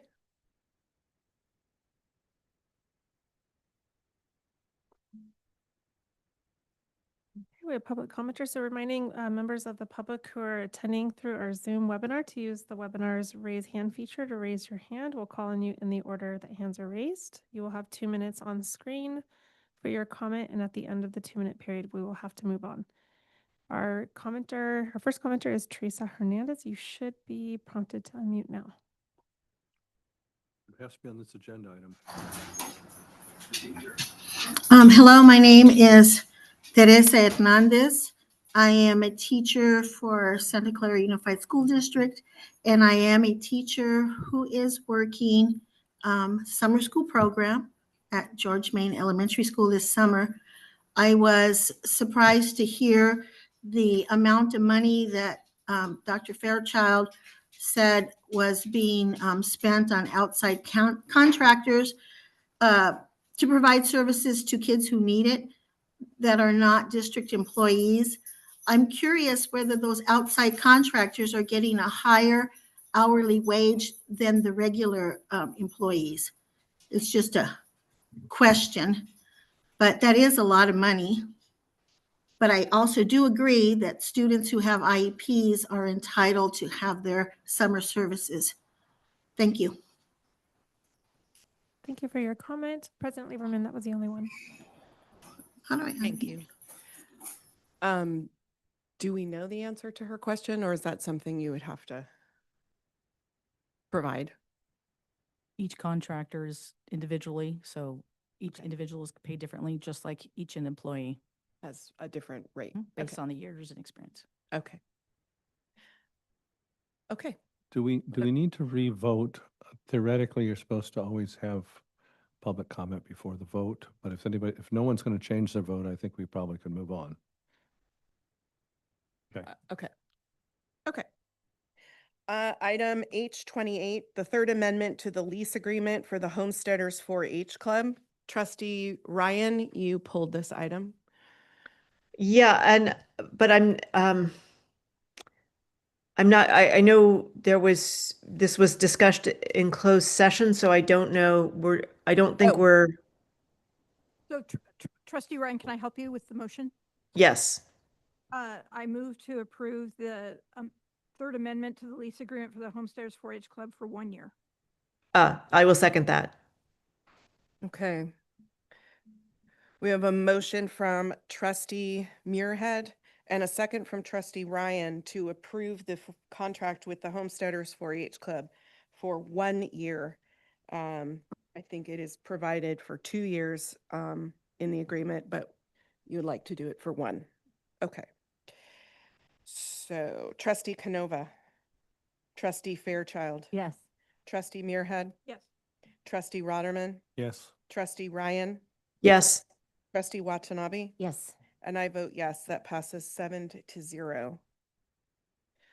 Item H44, 2025-2026 services contract with New Direction Solutions LLC, DBA ProCare Therapy renewal. Trustee Fairchild. Okay, so this came to my attention because I happen to know we are now up to 26 school psychologists district-wide, which has got to be double than what I started, and we had more students. And that I know that the speech language pathology assistance is a classified position. So I'm just wondering about the $600,000 proposed staffing shortages for. I want to know what that's for. I will share with you a general statement and then ask Director Alanis to fill in any details that you would like. We are in a better place with staff going into next year. So when we first came to you for the contract for ProCare last year, it was for $750,000. We are asking for $600,000 because we are better staffed. With regard to the question about the SLPs and SLPAs, especially the SLPAs, which is a speech language pathologist assistant, that's the A. We do not currently have that as a job description at this time.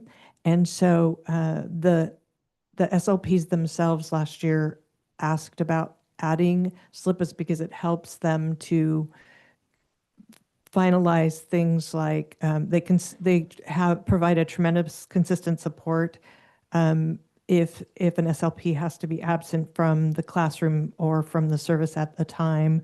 And they also support the SLPs with service production, many of the other duties that they need to do.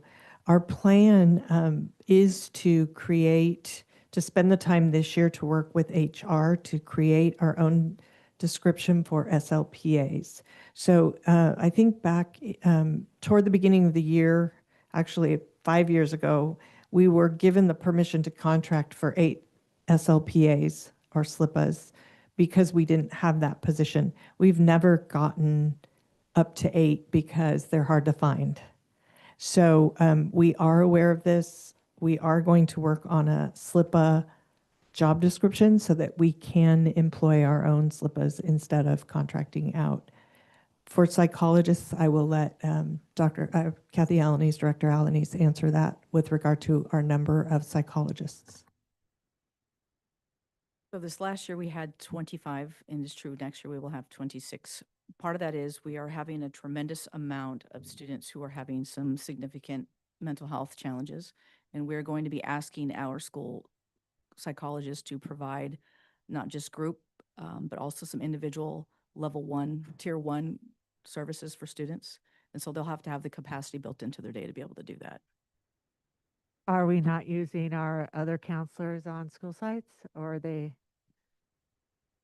What our wellness, Yeah. we do have wellness that do also provide services for students with IEPs.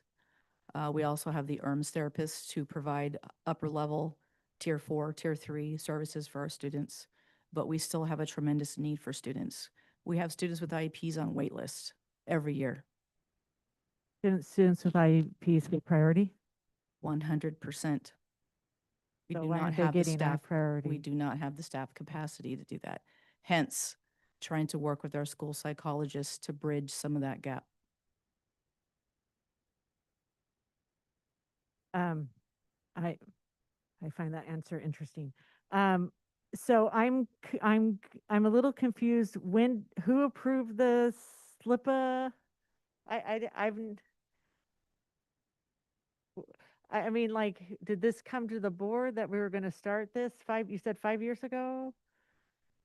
Yes, we had come and said we could not feel the support for our speech and language pathologists. They didn't feel that they had enough time to do their observations and to provide supports for students within the caseload of 50 students that they had. So try to bridging that support with them versus giving them an additional day to do that, which would mean we'd have to have more of them. We brought in speech and language pathology assistants because when they are out doing observations or attending IEPs, the SLPAs can continue to provide the services for the students. So there's that continuity. Ideally, I'd ask for quite a bit more. But then the conversation was, can I have 8 to 10? Is there a possibility to get 8 to 10? And then the answer was, let's see how many you can get, because I had said they're like unicorns. You can't find them. And even if we get a job description, we're going to have a hard time filling those positions. We have everyone in the county trying to utilize the same company that we are using for SLPAs, and they pay them more than we do. So I would like to know how much we are paying the SLPAs through this ProClear, because again, $600,000 to. It isn't just for the SLPAs, that's also for the audiologists that we I have. know. I don't Okay. imagine we need a full-time audiologist, though. Do we need a full-time audiologist? Yes, we do. Okay. That's a lot of hearing tests. She doesn't just work, we have a deaf hard of hearing regional program that she works with, so Yeah. we have a lot of students. Yeah. It isn't just, I know. so yes, we need a aware. full-time. I'm very aware. I would like to get a little more detail on this one, especially about how much we're paying those SLPAs. If this has been an ongoing staff for 5 years, I'm very uncomfortable that we're contracting out and we haven't attempted, and we're just hiding it in this item. It feels like it just feels not very transparent. Trustee Rotterman? Thank you. So it's related to this item, I see when I look through the consent calendar, an enormous number of places where we're hiring outside. And so I would like to see us, and I don't know the exact format, whether it's a report or a study or something, where we take a look at the position deficits that we have that we're forced to hire outside. Some of those are going to be coming in because they are just so esoteric and unique that we can't really duplicate it. But there's a lot of them, like the one that was just brought up, where we could bring it in-house. And I'd like to see what we can do. Because the one thing that's pretty much axiomatic is anybody who is doing this for hire is making a profit. And I would like to take that profit away from them. Not that I'm malicious or anything, but I'd rather save the money for ourselves. So I think there's a lot of opportunity. When you look at this list, we have 70-something items on this consent calendar, and it's beyond my ability to crunch that. So I think we've got some really smart people who can help us come up. And then what we can do is maybe, like you said, we don't pay as much as the others. Well, maybe for that position, that's something we can talk about, is whether there should be more pay, that kind of thing.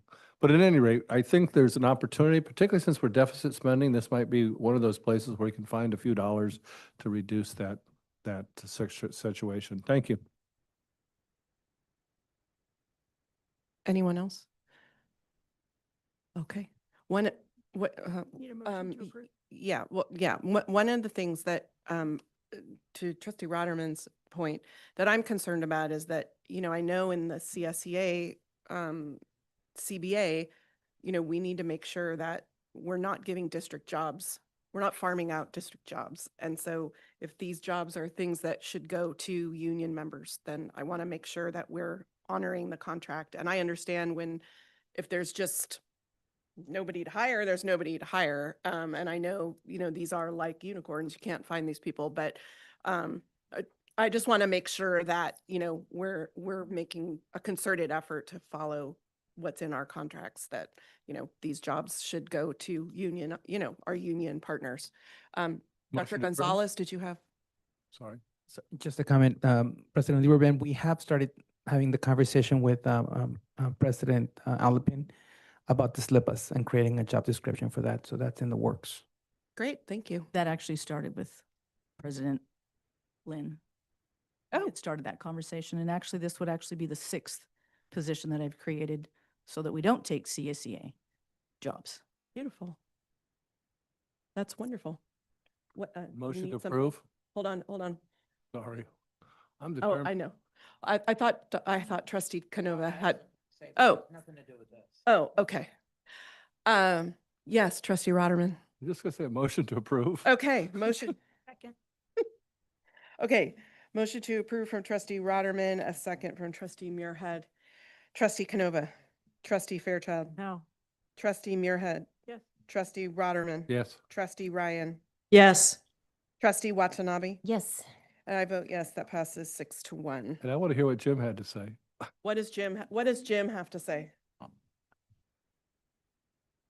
What, we're going late, and I do believe we have some folks here for the presentation on the 49ers Foundation at Townsend Field. Mm-hmm. And I thought, I don't know if you've already thought of this or not, but we don't like making folks wait longer than they need to since we're going so late. Okay. Is that something we might consider Would you bringing up? would you like to move up N2 to I think that right now? Sure. Second the motion. Yeah. Or we could just do it by executive fief. Okay, I will say we're moving it. That's good. Mr. Shield, are you okay with that? Okay.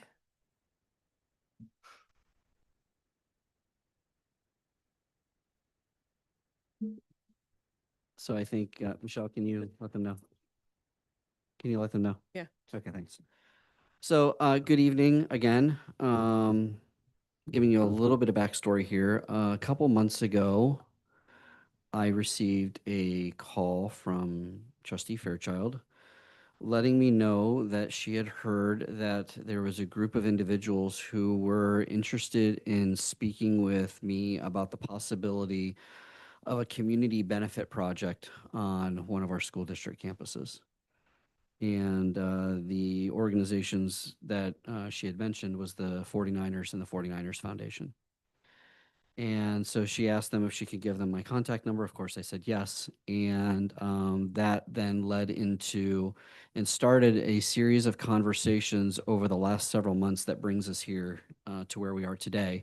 And I should say, obviously, I did all of this with Dr. Waddell's blessing.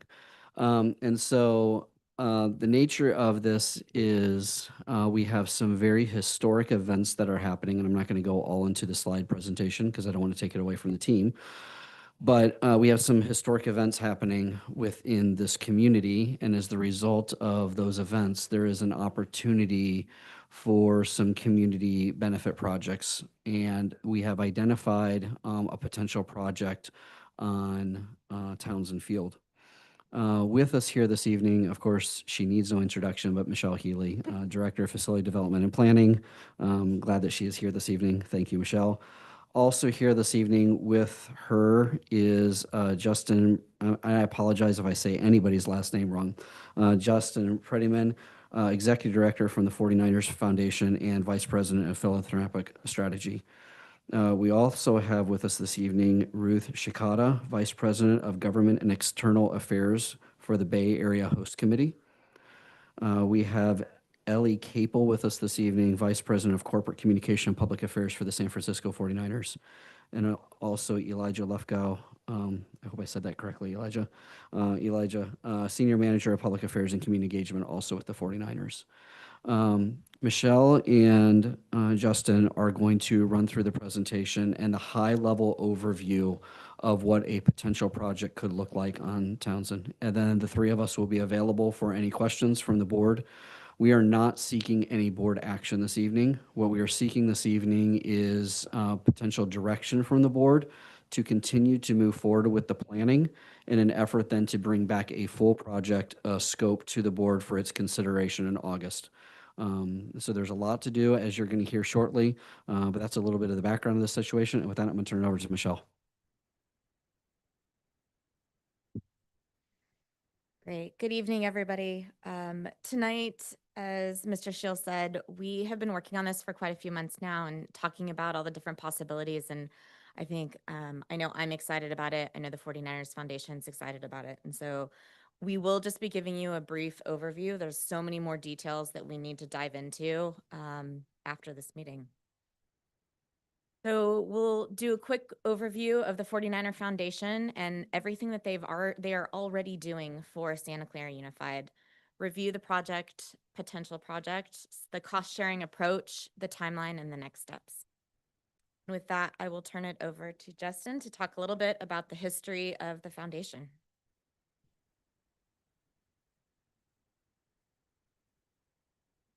Well, thank you all for having me here tonight. Mark, you nailed my last name. It is Prettyman, so I appreciate that. So I came to the Bay Area in 2017 for this opportunity to lead the 49ers Foundation. A little bit about myself: prior to coming to the Bay Area, I was with the Boston Red Sox and leading their philanthropic efforts in Boston. While I was with the Red Sox, actually, and going through the process for this position, I was back in my office and after interviewing for the job, and I heard a familiar voice on the TV screen in my office, and it was the owner of the Red Sox who I just had met about the job, John York, and he was accepting the 2017 ESPN Humanitarian Team of the Year award for their efforts around STEM education and their investments back into the youth in the area. So I knew this was the right place for me.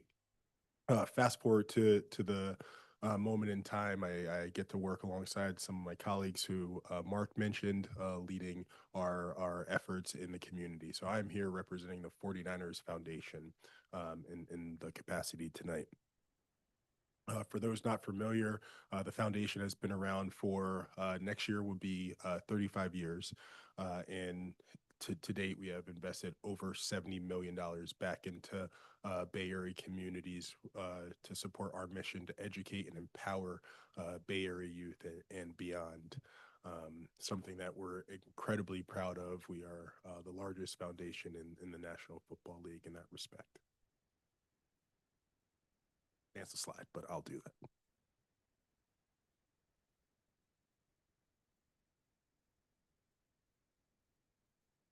Not a me thing. Okay. All right, thank you. A little bit more about us. Under those two pillars of education and youth empowerment, the 49ers EDU program is our flagship program. For those not familiar, Levi Stadium is the only stadium in professional sports still to this day, 10 years later, that has classrooms inside the stadium, something that we take a lot of pride in. And that program welcomes several thousand students into it each year.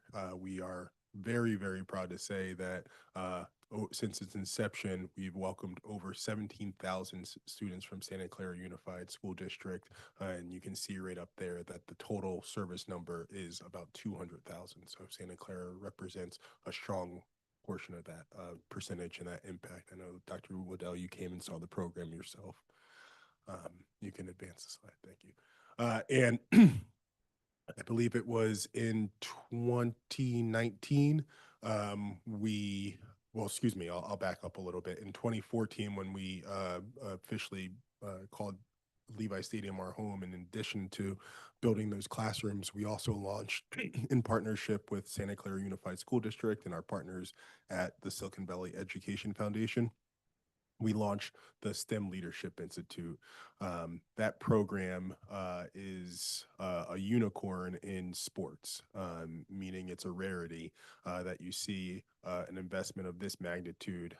Each year we take a new cohort of 7th grade students, and those students embark on a 6-year journey where they're receiving 300 hours plus of STEM education outside of the classroom structure, outside of their day-to-day structure. And that involves coming to the stadium, but also hands-on work at Cabrillo Middle School in the labs there, as well as Santa Clara High School. To date, we've invested over $13 million into that program. And we're really proud to say that we have a full pipeline of students from 7th grade through college now, and we have just graduated our 2nd class of students through college with that program. And then under empowerment is our 49ers Prep program. And the 49ers Prep program really works on harnessing that passion that students have for sports, and really flipping it and showing them that sports can go beyond just a playing field, and it's mental wellness, it's physical wellness, and it's just well-being for, an active and productive life. One of the things that we're really, really proud of is the relationship with Santa Clara Unified School District. You can see in some of these pictures, we have the Santa Clara Lions on the sideline for a game each season. And to date, we have served about 20,000 Santa Clara Unified School District students through our prep program. So that's separate from the EDU program. The total service number of that program since 2010 is about 102,000 students. So you can see that Santa Clara represents a large portion of the total service population there. And then just this past, or actually this year in March, we were able to donate a significant amount of equipment to Santa Clara high schools. Our team was getting new equipment in, and we were able to, in turn, make a donation of some professional equipment back to 3 high schools right here in the district.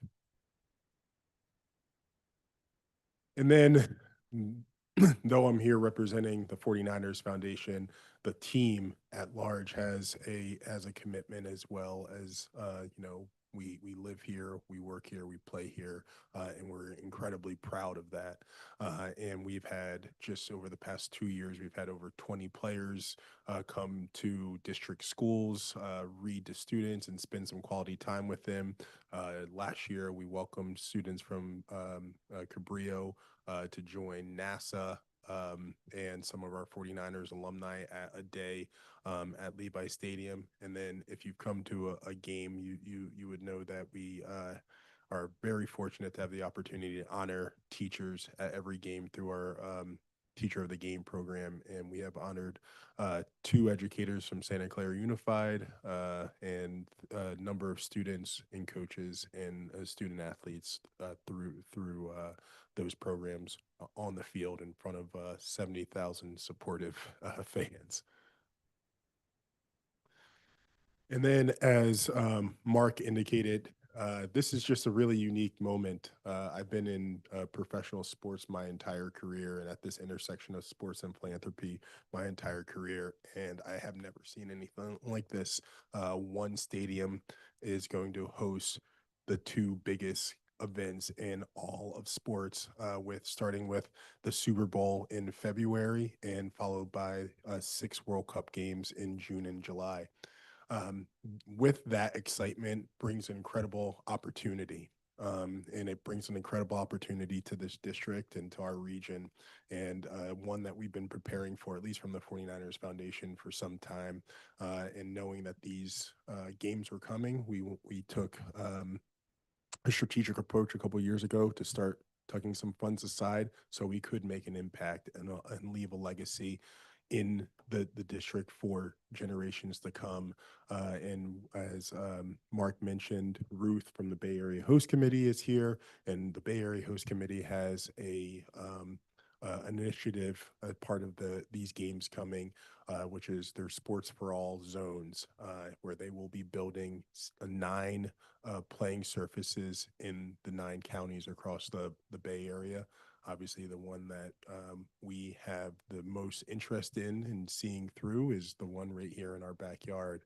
And that's what Michelle and a bunch of us have been working on over the past several months. And because of the relationship with the Santa Clara Lions, we thought that this was a great opportunity to give them a safe and sustainable playing field for years to come, and make it something that we can look back at this Super Bowl and this World Cup that's coming as a give back for generations of upcoming students to play on and utilize.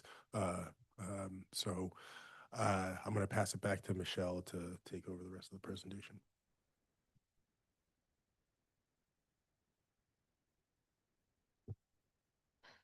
Thank you. I think to say that we're excited is a little bit of an understatement.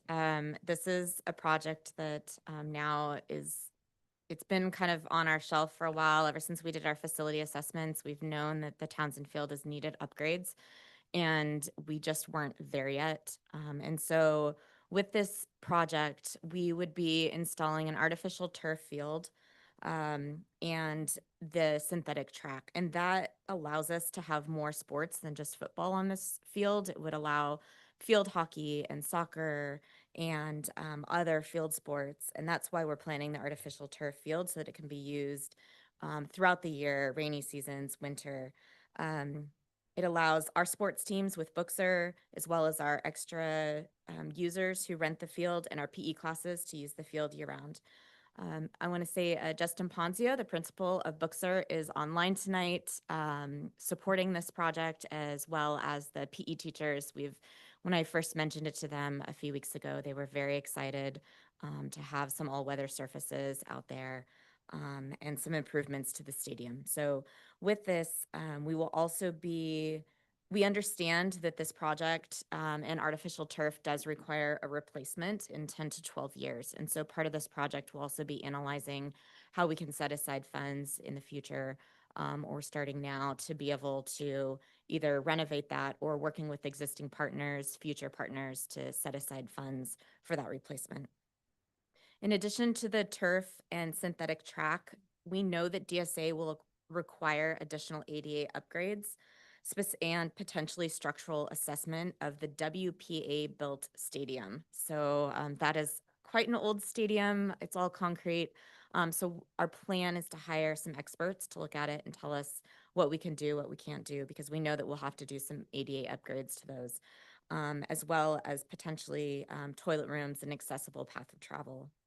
We'll also be evaluating lighting, the scoreboard, and other surrounding equipment in the stadium as part of the analysis that we'll be doing over the summer. And we will be coordinating and collaborating with Booksir as well as all of our existing field users to make sure that the impacts of this project and the construction is as minimal as possible. It is possible that this project will be a multi-year phased project and that we will do sections of it depending on when it's most advantageous for us as well as beneficial for the users. So we don't want to take down the field when Booksir is using it for sports. And so I'll get into the schedule a little bit in a few slides. So in order to partner for this project, we are coming up with a cost sharing proposal that we have just started discussing, and that would include the 49ers Foundation in partnership with the NFL Foundation as well as the Bay Area Host Committee Foundation. And they would be providing some funding, labor and/or materials, and we are working through how those donations work with our attorney, Meredith, who's usually here. She's been helping us with that so that we make sure that we're doing everything according to public contract code and appropriate donations to the district. And then the district will be adding some additional funds to make it a complete project because we don't want to just do the artificial turf and then leave everything else around it as is and not have the ADA accessibility that's going to be required. So there will be some additional funding that the partnerships won't provide, although I will say that we are all dedicated to continuing to go out and find more donations to cover more of the project. So if this is a multi-year phased project, then we have more opportunities to go out and find additional funding.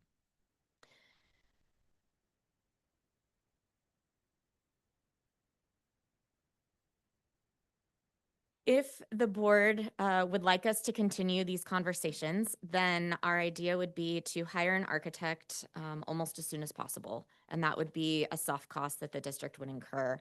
And over the summer, we would be doing all the analyzing, the ADA accessibility that would be needed, the structural analysis of the stadium, and evaluating all of the other items that DSA could require, as well as what we could potentially want in the project.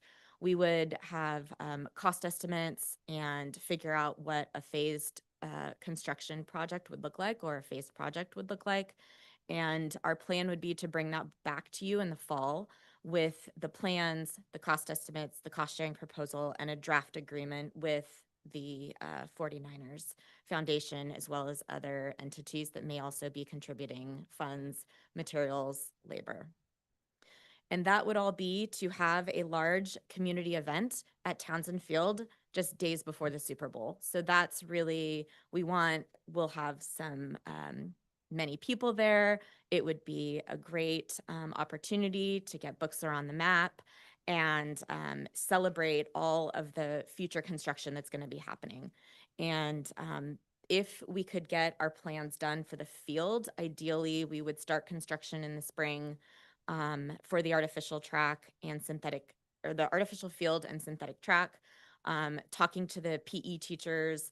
If we can get as much done over the summer as possible, that way the field is ready to go when games start happening in September, and then they'll have the full use of it starting in the fall, and then potentially other construction projects could follow after that. And really, I want to iterate that it's the construction schedules and the details of the project we really don't know until we get an architect in to analyze the rest of the project and the area.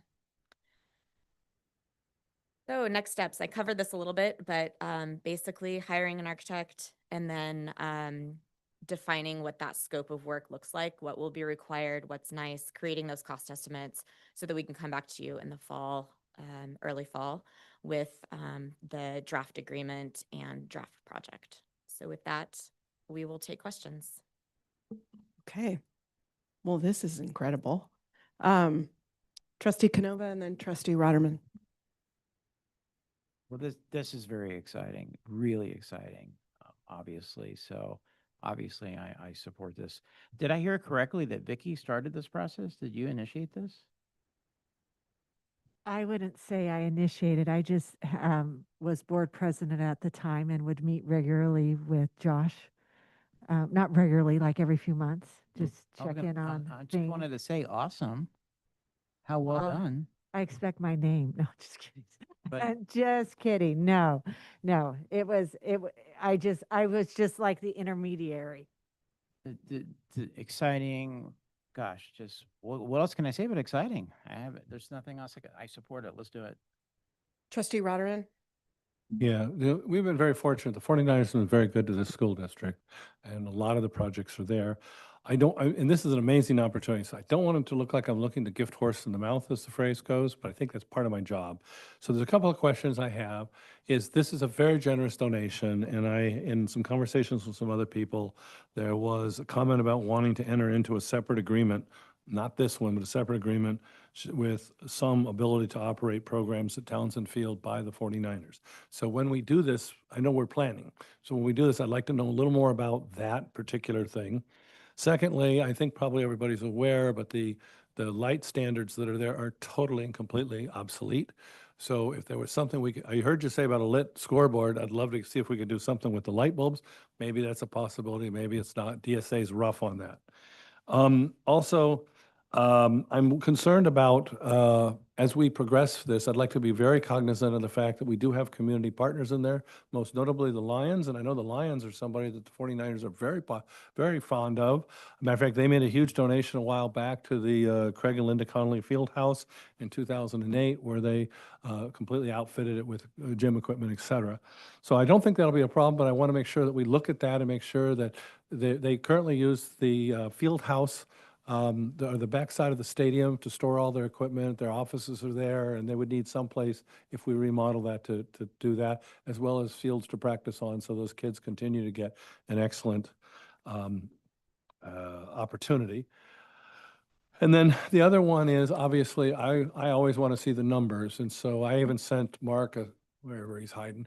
I even sent Mark a request that said, you said no impact to the budget, but you're talking about soft costs. So I will eventually want to see what those costs are. The clock's not running. I didn't have to talk this fast. Thank you very much. I do want to mention that we have reached out to the Lions. We will continue to reach out to the Lions. We are very cognizant that it's also not just the Lions who rent the field. And so we have a lot of users that use the whole complex. And I think that's definitely part of our strategy. We talk about it almost every meeting that we have, how we can impact all of the users as little as possible, and making sure that when we are displacing them, that we are finding new fields for them to use.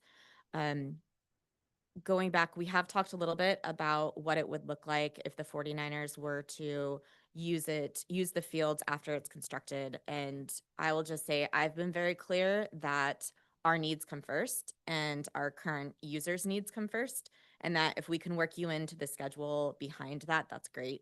But that's where all the conversations have been going. And I haven't heard anything different from the foundation they wouldn't be able to work with that. And they do use the field already for some events. And so that's already working into the schedule. Michelle, I knew you'd be on top of it, but I had to do my little two-bit. Trustee Muirhead? Thank you. This is super exciting. And the 49ers Foundation has done a lot for our district over the years. It's very much appreciated. This is great that that this is coming to us. I don't want to be a downer. But I do. There's no numbers in here, so I don't want to commit us without knowing the numbers. So I know you'll come back to us on that. That soft costs can add up.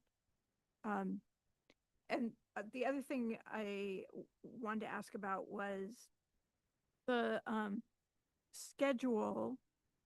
Talks about by September of 26 finishing the field and track construction. I am assuming that DSA will not allow us to do the track and field without also doing the DSA improvements. So does that mean that by September of 26 that would also be done, all of the improvements to the stadium structure? So DSA does allow us to do projects in increments, and that's probably what we would do. So as long as they know that our end plan in this project is to upgrade everything for ADA, we can do that. So We did that with some of our other projects where like we'll take the site work to DSA first, and that's increment 1, and then the plans show that increment 2 includes all the building upgrades. We do that quite often with most of our projects, just so that we can fast track the site work. So as long as we can show that these things will be done in a later phase, DSA is okay with that. So when you talked about a phased approach, the September 26th is the first phase? Yes. Okay. Yeah. Good. And Mr. Shield? In regards to the funding, I will say our very first meeting, we did two things. We talked about 7 potential site locations for a potential project, and then we talked about the complexity of how do we prioritize the improvement of athletic fields over in allocating resources there when we also have resources and facility needs in some of our instructional space as well. And they were all very gracious, and I have to say, whether it be Josh or the other individuals that are here today, they were all very gracious and understood that that is a conundrum that is facing us, is that while we recognize that we have athletic fields that need to be improved on, we also have instructional spaces as well. So we don't have dollar amounts today because there's still a lot of work to finish in fully fleshing out the scope of the project. Some legal pieces that Michelle alluded to earlier that we have some assistance on from our legal counsel. How do we make sure that we do that legally in accordance with public contract code? All of those things come together and need to be figured out in order for us to be able to provide an accurate financial picture to the board. And so that's why we are not here with it today, is because we don't have enough information to be able to give you a number. And I also know, having done this, been doing this work for a really long period of time, I don't want to put a number out there and make it sound like, oh yeah, that's it. And then earlier, by the way, you got promoted to Dr. Canova very quickly by our President Lieberman. So I don't want Dr. Canova to say, wait a minute, you said X, why isn't it still X? So we're just being very cautious that we want to make sure we have a full projected scope of work, so that way we have an accurate financial presentation to be able to bring to the board. Well, knowing your negotiating skills, I'm sure you're still talking with the 49ers about doing even more. So, Yes. and getting other partners in as well. Absolutely. There's plenty of opportunities for them to help us out. So we really appreciate it. Okay, thank you. Trustee Fairchild? Trustee Muirhead, they're sitting right here. We can't. That's why I'm safe. Say it out loud. Don't hear it. Okay, all right. Well, thank you so much. I was looking forward to this presentation. I know that Ms. Healy has been in conversations, but I was just curious, we have someone here from the Lions. Who have you been talking to from the Lions? The 49ers have been reaching out to Roger, and we also have been, they were trying to get a hold of Linda this week, Craig's wife, but they weren't able to connect. So we will continue to reach out to them and work with them. All right, so I think this is Roger right here. Yeah. Okay, so let's make sure that connection happens. We want to work well with our community partners. I am looking forward to seeing the analysis as well as how this is going to be paid for. I will say at first glance, not that I'm an expert, this looks a little bit more than what I thought it was going to be. I'm seeing it looks like actually a lot more than I thought it was going to be. So I'm so excited that we're getting donations, lots of donations. So I'm looking forward to just seeing the final scope and sequence, and especially what a benefit it will be, I think, also to the community. I would like us to look at some lighting, because that is one of the tracks that is used sometimes by the community, especially for like some events, and that would just make that space even more important in the communities as an asset to our entire community. And so sometimes our high schools are not as easily used because high schools use their facilities all the time. But a middle school field and track could be a great benefit to Santa Clara. So thank you for bringing this. Trustee Watanabe? Thank you, President Lieberman. Gosh, why is it everywhere I go, the 49ers seem to follow me?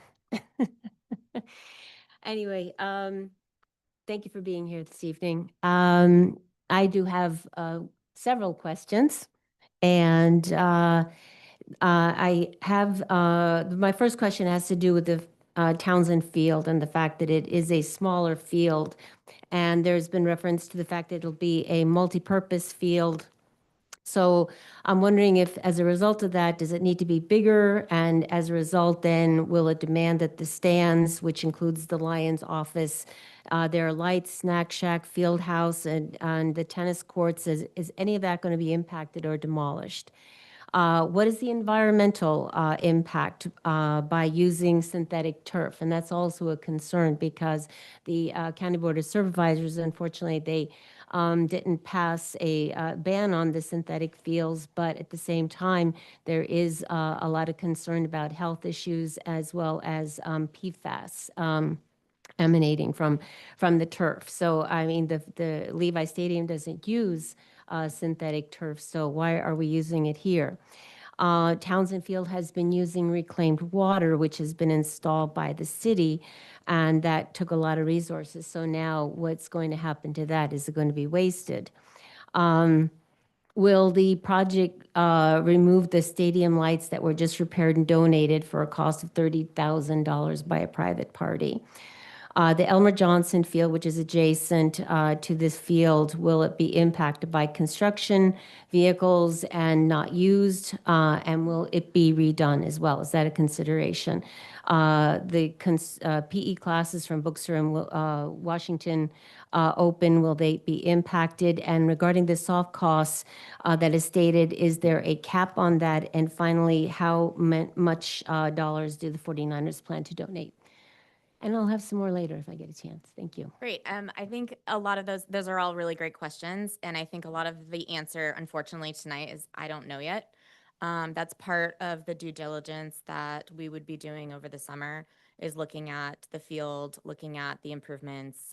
We are very cognizant that we did switch out the lights, the light bulbs in the spring. And so Townsend Field actually is lit up now.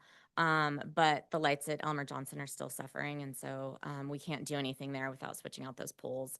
So I think a lot of the logistics would be determined once we start doing our due diligence and really figuring that out. The project will go through some environmental reviews. And so that would definitely, we'd have to look at some of that. I know our schools now have artificial turf, and so for durability wise, for the extended life, the school is looking forward to being able to use it on rainy days when it's, so the track especially, walking on it. But I think a lot of these things are questions and answers that we'll have in the future. PE wise, we are that's why we would do the majority of the work over the summer on the field, so that Bookser PE is not as impacted. And during those times, they would be able to use Elmer Johnson, or they could use the gyms. And my understanding is Washington Open doesn't use that track and field for PE, so they would not be impacted. Trustee Ryan?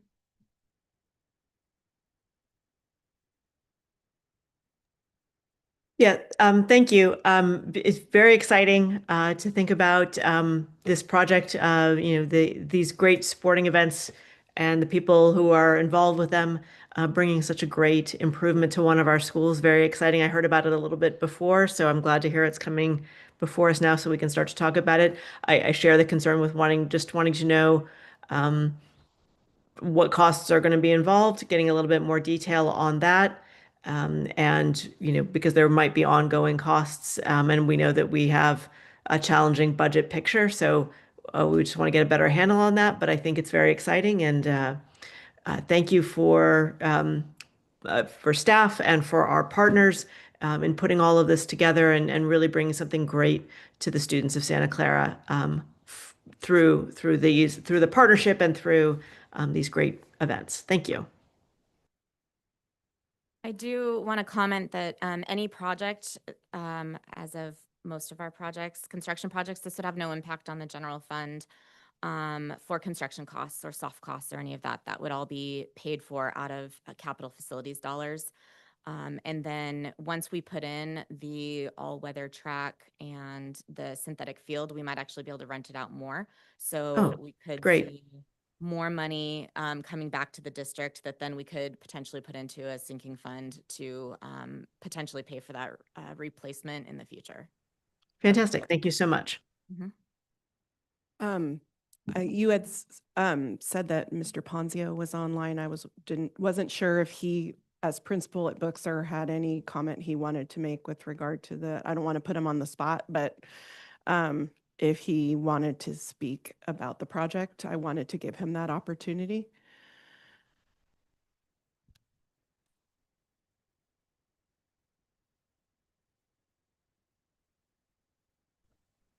Can you hear me? Yes, we can hear you, Justin. Yeah, I am incredibly excited about this opportunity and think that the students at Booksir Middle School will be incredibly happy to have this happen. We often refer to the Townsend Field as the largest classroom that we have on campus. Students are using the track and field daily. So literally 715 to 750 students use that facility every single day. So having it updated will really just provide more opportunity for all of our students. Thank you, Mr. Ponzio. Is there anyone else in the Zoom that had their hands up? If there's any public comment in the room, now would be the time to speak. Okay.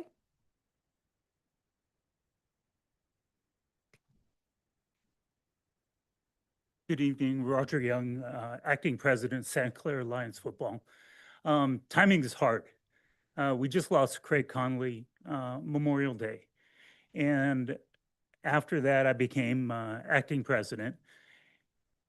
I was reached out by the 49ers asking if I could share my Facilitron's invoices 2 weeks ago.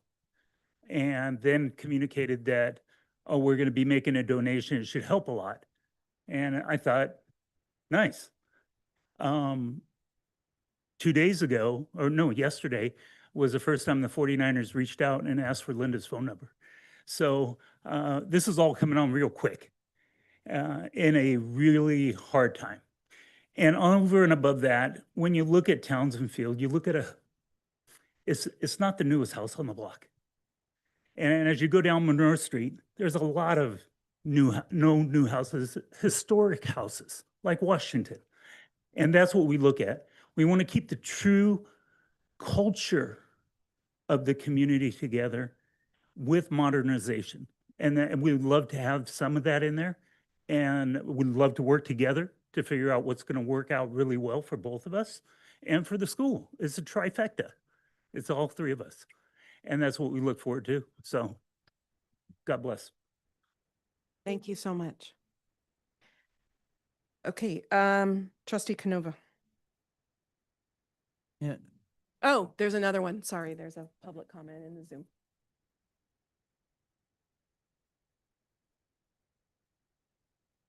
Excuse me.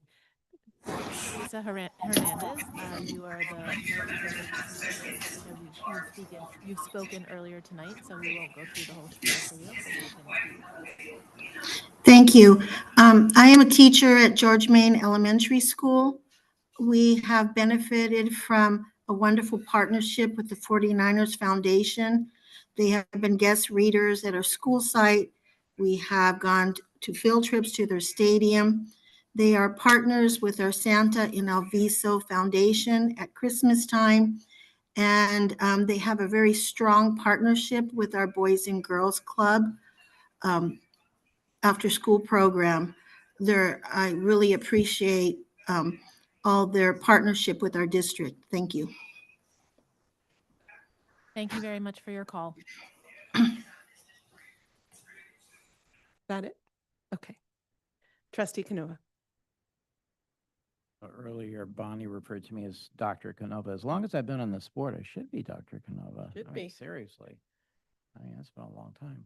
But obviously, to make these improvements with a partner, especially a partner as exciting as the Niners, I mean, really, I mean, I know that we have that fiduciary responsibility.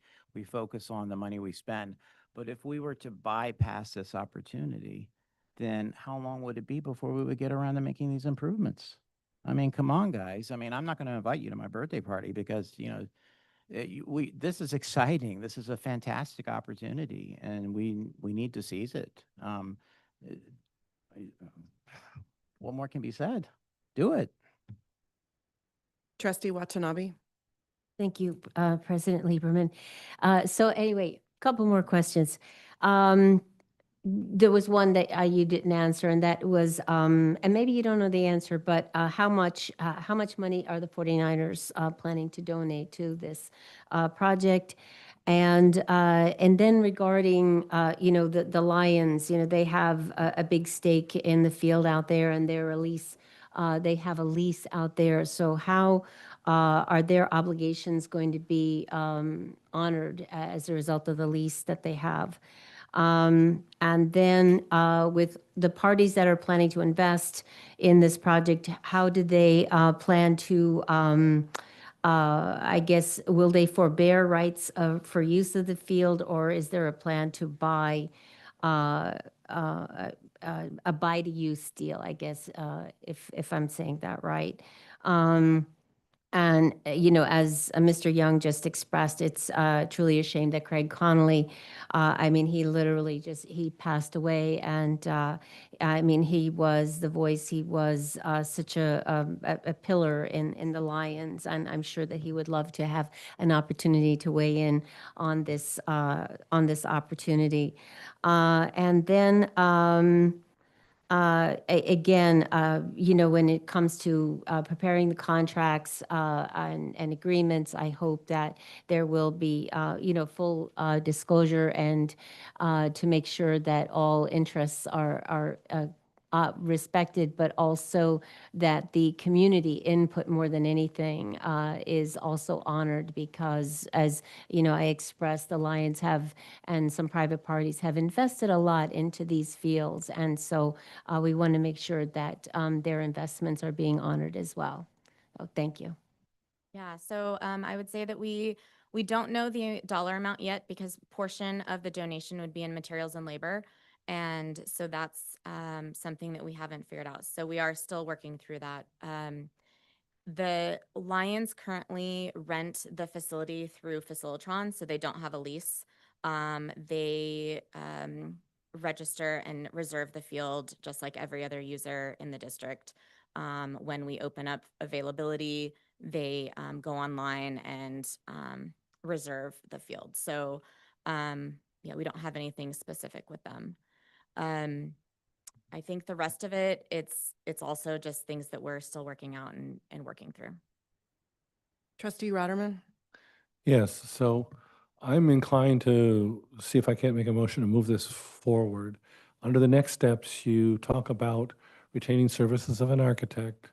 You've got quite a few steps in there. So what I'd like to ask is if you can bring these back with, I mean, I'm not going to just do a blank check for an architect. So if you could bring back a quote, but continue, well, I'd like to think the board would like you to continue to explore this opportunity, get us some specifics so we can authorize funds so that you can take the next steps that we need to do. And so my motion, I guess, is limited to, I'd like to make a motion that the board agrees that we should continue to pursue this opportunity and come back with some more firmer costs and numbers and plans.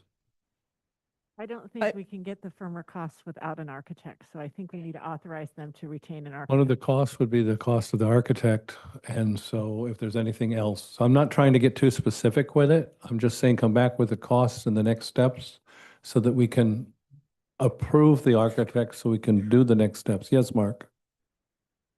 If I may, part of the work in order for us to, on the timeline, as it was indicated, was doing a lot of work over the summer, and that includes using the work of an architect over the summer.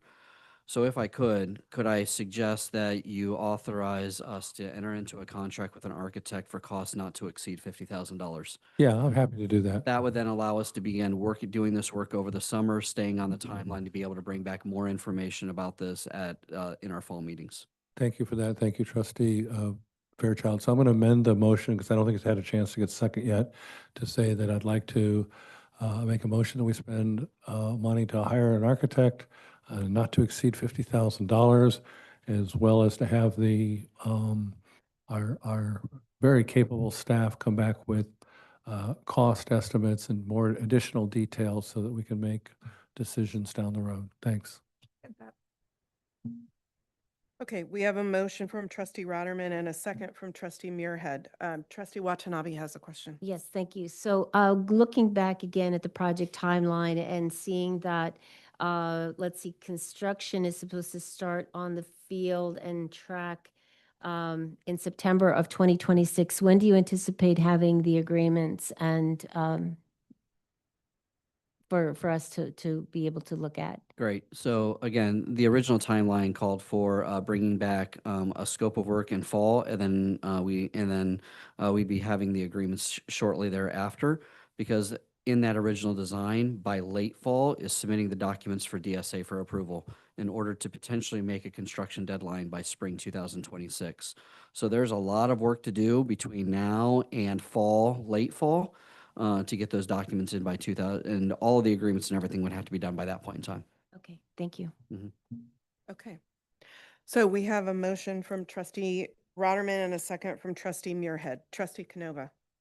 Yes. Trustee Fairchild. Yes. Trustee Muirhead. Yes. Trustee Rotterman. Yes. Trustee Ryan. Yes.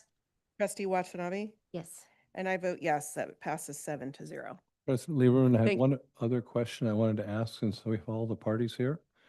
I understand that they want to have an event on the field just prior to the Super Bowl, since nobody else said that word. The question I have, and we could research, that would be a large community event, and I don't know whether or not you'd be able to have alcohol present. Normally, the answer to that is no. So if we could research that, I would appreciate it. You can certainly research that, and also what was just said in my ear was not necessarily on the field, but at the location. Yeah, still, if it's, the rule. I know the rules, yes. And it's all going to depend, to answer your question on that, Trustee Ratterman. The Civic Center Act has to do with whether students are present or not. Trustee Fairchild. I just want to point out again that Roger is here Yes, and he would like to connect absolutely. because we want to make sure that everyone's happy and excited. All right. Thank you. Okay. Thank you so much. We look forward to getting additional information in the fall. Thank you. Thank you all for being here. All right. Yes, it was. Thank you, Dr. Canova. You are the vice president. Emphasis Okay. on vice. Action item I1, second reading. Oh, wait, no. Is that what I'm doing? Yes. Okay. I1, second reading, board policy updates recommended from the board meeting on May 22nd, 2025. Motion to approve. Rotterman. We have a motion from trustee Rotterman and a second from trustee Muirhead. Trustee Canova. Trustee Fairchild. Yes. Trustee Muirhead. Yes. Trustee Rotterman. Yes. Trustee Ryan. Yes. Trustee Watanabe. Yes. And I vote yes, that passes 7-0. Action item J1, appointment of the vice principal at Huerta Middle School. Dr. Gonzalez. We need a motion to approve Fairchild. Second, Rotterman. Great. It's my pleasure to introduce Juan Gonzalez. No relationship to me.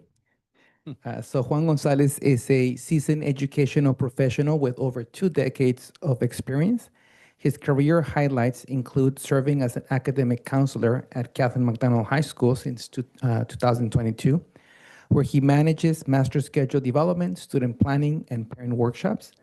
Previously, he was an assistant principal at Del Mar High School from 2017 to 2022, overseeing instructional programs, staff evaluations, and maintaining school safety plans. He also held the role of Dean of Students at Del Mar High School and earlier positions as a guidance advisor and counselor. He's bilingual in Spanish and English, and he also holds multiple credentials and a master's in education from San Jose State University. Great. Okay, motion from trustee Fairchild and a second from trustee Rotterman. Trustee Canova. Trustee Fairchild. Yes. Trustee Muirhead. Trustee Rotterman, Yes. Trustee Ryan, Yes. Trustee Watanabe, Yes. and I vote yes. That passes 7-0. J2, appointment of the coordinator of special education. Does I get a motion? Motion to approve, Rotterman. Second, Muirhead. Great. It is my pleasure to introduce Dr. Chukwuka Bandele. Dr. Bandele is an accomplished educational leader with over 2 decades of experience, including 9 years in administration. Since July of 2024, he has served as a high school principal at Grossmont Union High School District, overseeing daily operations and budgeting. Prior to this, he was a director too at Grossmont Union High School District from 2021 to 2024, managing special education programs. He also held principal and assistant principal roles at Child Help non-public schools from 2016 to 2021, where he managed a budget, secured grants, and improved educational outcomes. Dr. Bandele holds a doctorate in organizational leadership, an administrative credential, and multiple other credentials. He is recognized for transformational leadership, strategic planning, and school improvement. All right. Motion from Trustee Rotterman and a second from Trustee Muirhead. Trustee Canova. Trustee Fairchild. I am abstaining because I cannot support increasing administrators anymore. Okay. Trustee Muirhead. Yes. Trustee Rotterman. Yes. Trustee Ryan. Yes. Trustee Watanabe. Yes. And I vote yes. That passes 6-0 with Trustee Fairchild abstaining. J3, appointment of the program administrator, early learning. Motion to approve, Rotterman. Second, Muirhead. Great. It is my pleasure to introduce Edna Margarita Carmona. Edna Carmona is a multilingual English, Tagalog, and Spanish speaker, and she is a results-oriented professional with over 20 years of leadership in early childhood education. Currently, she is the principal of Child Development Centers at Redwood City School District, a role she's held since June of 2014, where she oversees program policies, staff development, and manages a $2.9 million budget. Her previous experience includes assistant principal at Hayward Unified School District, CTE Nursery Lab School Director, and teacher site supervisor roles. Edna holds a Master's of Arts in Education with a clear administrative service credential from UC Berkeley and a Master of Arts in Human Development. Great. Motion from Trustee Rotterman and a second from Trustee Muirhead. Trustee Canova. Trustee Fairchild. Yes. Trustee Muirhead. Yes. Trustee Rotterman. Yes. Trustee Ryan. Yes. Trustee Watanabe. Yes. And I vote yes. That passes 7-0. J4, appointment of student services program specialist. Motion to approve, Rotterman. Second, Muirhead. Great. It's my pleasure to introduce Myrna Sendejas. Myrna Sendejas is a bilingual English and Spanish health and wellness professional with over 18 years of experience in education. She currently serves as a programs administrator for health and wellness at Gilroy Unified School District, leading district-wide mental health initiatives. Her prior roles include district social worker and school counselor here at Santa Clara Unified School District, as well as various health and wellness leadership positions at Palo Alto Unified School District and Santa Clara County Office of Education. Myrna holds a Master's of Social Work and an Administrative Service credential from our LEAP program here. Okay, we have a motion for Trustee Rotterman, a second from Trustee Muirhead. Trustee Canova. Trustee Fairchild. Yes. Trustee Muirhead. Yes. Trustee Rotterman. Yes. Trustee Ryan. Yes. Trustee Watanabe. Yes. And I vote yes. That passes 7-0. J5, appointment of the Administrative Secretary for Human Resources. Motion to approve, Rotterman. Second, Muirhead. Great. So it is again my pleasure to introduce Mary Gutierrez. Mary Gutierrez is a highly motivated and dedicated school district professional with 24 years of experience in human resources, 5 years as a classified HR technician, and 19 as a confidential personnel analyst manager. Her expertise includes position control, onboarding, employment verification, salary placement, and managing seniority lists. She has a strong understanding of various leave types and is experienced as a custodian of records for the Department of Justice background checks. Mary has worked as a confidential personnel analyst at Sunnyvale School District and Evergreen Elementary School District, where she assisted in all aspects of human resources, conducted hiring processes, maintained personnel records, and supported negotiations. She also served as a personnel clerk at Union School District, assisting with onboarding, maintaining personnel files, and gathering information for negotiations. Mary is a team player with an excellent work ethic and exceptional interpersonal skills. Okay. Motion from trustee Rotterman and a second from trustee Muirhead. Trustee Canova. Trustee Fairchild. Yes. Trustee Muirhead. Yes. Trustee Rotterman. Yes. Trustee Ryan. Yes. Trustee Watanabe. Yes. And I vote yes, that passes 7-0. J6, Education Code Waiver for teachers teaching outside of their credentialed area. Motion to approve, Rotterman. Second. Okay, we have a motion and a second. Trustee Canova. Trustee Fairchild. Yes. Trustee Muirhead. Yes. Trustee Rotterman. Yes. Trustee Ryan. Yes. Trustee Watanabe. Yes. And I vote yes, that passes 7-0. J7, Declaration of the Need for Fully Qualified Educators Emergency Credential. Motion to approve, Rotterman. Second, Muirhead. Trustee Canova. Trustee Fairchild. Yes. Trustee Muirhead. Yes. Trustee Rotterman. Yes. Trustee Ryan. Yes. Trustee Watanabe. Yes. And I vote yes, that passes 7-0. J8, New Job Descriptions, Physical Therapist and Technician for Visually Impaired. Motion to approve. Second. Trustee Fine, Canova. Trustee Fairchild. Yes. Trustee Muirhead. Yes. Trustee Rotterman. Yes. Trustee Ryan. Yes. Trustee Watanabe. Yes. And I vote yes, that passes 7-0. J9, Revised 2024-2025 Classified Management Salary Schedule. Motion to approve, Rotterman. Second, Muirhead. Trustee Canova. Trustee Fairchild. Yes. Trustee Muirhead. Yes. Trustee Rotterman. Yes. Trustee Ryan. Yes. Trustee Watanabe. Yes. And I vote yes, that passes 7-0. J10, Revised 2024-2025 Classified Stipends. Motion to approve, Rotterman. Second, Muirhead. Trustee Canova. Trustee Fairchild. Yes. Trustee Muirhead. Yes. Trustee Rotterman. Yes. Trustee Ryan. Yes. Trustee Watanabe. Yes. And I vote yes, that passes 7-0. 2025-2026 Executive Management Salary Schedule. Motion to approve, Rotterman. Second, Muirhead. Trustee Canova.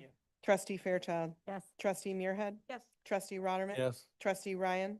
Yes. Trustee Watanabe. Yes. And I vote yes, that passes 7-0. J12, 2025-2026 Memorandum of Understanding with the Shefan Foundation. Motion to approve, Rotterman.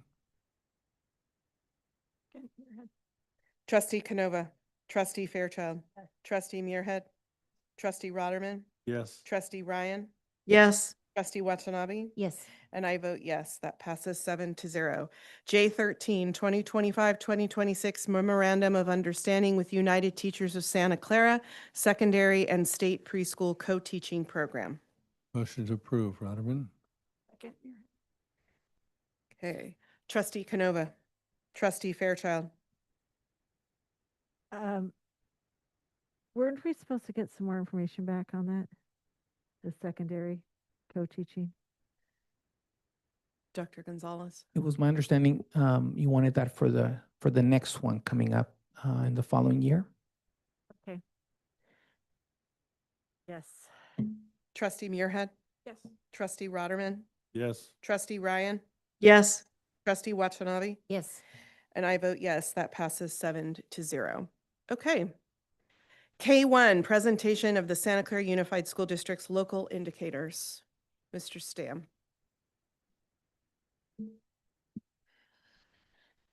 Good evening, President Lieberman, Dr. Waddell, trustees, Ms. Burrell.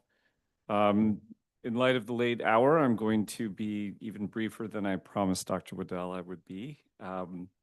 It's my pleasure to present to you the results and reflections on our dashboard local indicators. And I want to thank Cameron Lewis, our Director of Data Assessment Accountability, for his work compiling the information in this presentation. There are 11 indicators on the state dashboard, 6 state level and 5 local level.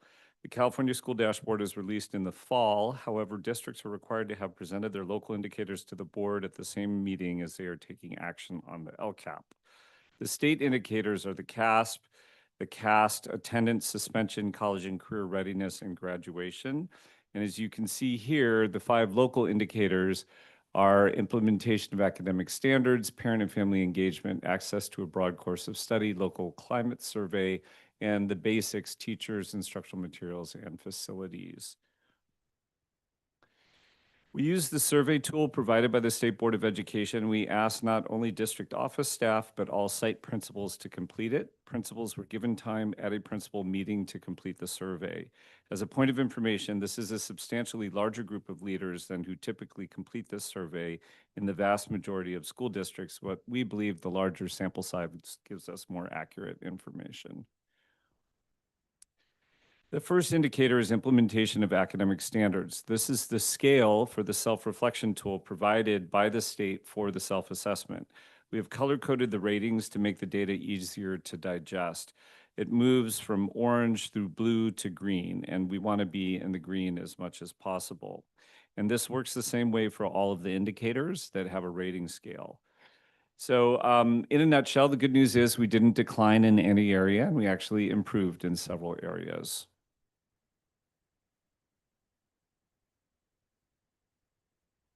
In the area of providing professional learning on teaching academic standards and curriculum frameworks, we maintain our blue rating in mathematics, science, and history, social science, while we increased our rating in English language arts and English language development to green or full implementation. The increase may be due to the robust professional learning accompanying the implementation of our U-Fly Phonics program and the enhanced ELD learning that we provided. In the area of making standards-aligned instructional materials and curriculum frameworks available to all classrooms, we maintained our blue rating in math and ELD and our green rating in English language arts and science. We increased in history, social science from initial to full implementation, as you can see. I believe that this is due to the development of both the EPIC toolkit and the ethnic studies curricula, which were introduced this year. In terms of implementing policies or programs to help staff improve instruction, our rating maintained at blue or initial implementation in all subject areas. In terms of progress implementing academic standards for all students, we maintained at blue in CTE, health, and world language, and we maintained in PE at green. In visual and performing arts, we increased from orange to blue, and I believe that this reflects our increased investment through Dr. Waddell's Strategic Arts Initiative. We maintained at blue or initial implementation in the rating of our identification of professional learning needs of teachers.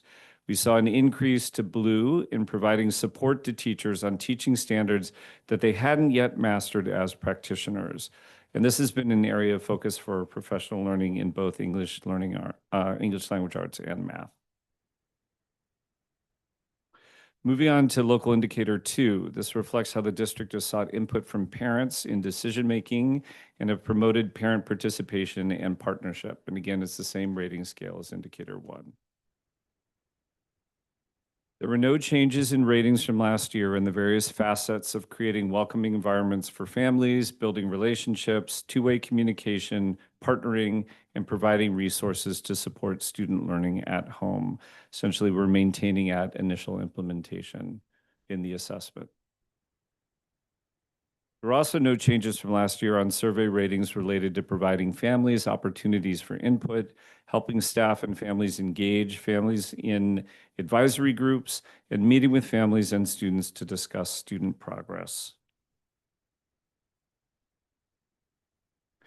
There was an increase in the survey rating to green or full implementation related to support for families to exercise their legal rights, learning about each family's cultures, languages, and goals, and improving staff capacity to partner with families. This may be due to district and site level efforts and resources developed in response to some of the controversial issues on campuses and in our communities that manifested this year.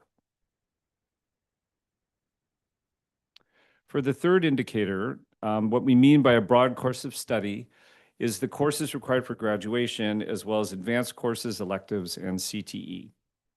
The summary of progress is required to be based on information collected that identifies differences across school sites and student groups, barriers preventing student access, and any revisions to ensure access for all students.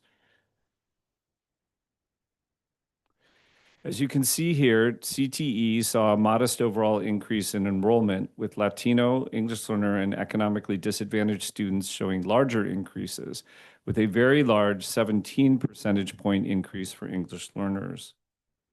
Advanced placement saw an almost 13 percentage point increase. Our focus populations saw increases, although they were considerably smaller. So more outreach and support is needed here.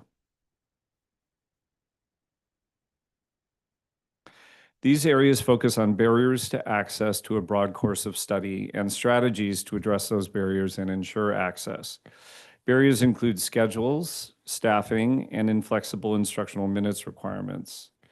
Strategies to address barriers and ensure access include our implementation of the California Colleges College and Career Planning Platform really helps students better track their course enrollment and earned credits. Co-teaching, which allows for greater access to general education electives and course offerings for special education students. And our organized multi-tier, multi-domain system of support that our counseling team highlighted to the board a couple meetings ago.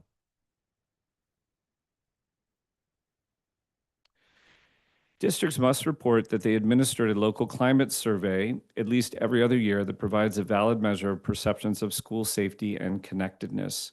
And then this becomes part of the dashboard. We are doing it every year, not every other year. Grades 5, 7, 9, and 11 were surveyed. And this year we administered the developmental relationships survey. And actually, I think it was more grades were surveyed this year.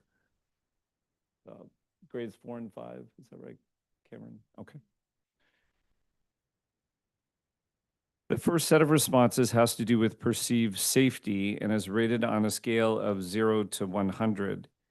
The students were asked, when I'm at school, I feel physically safe from things like violence or getting hurt. I feel emotionally safe from things like teasing or being called mean names. I can be myself without worrying about being bullied. You can see that grades 4 and 5 students overall rated a 62 out of 100. Middle school students rated a 57, and high school students, interestingly, rated a 63.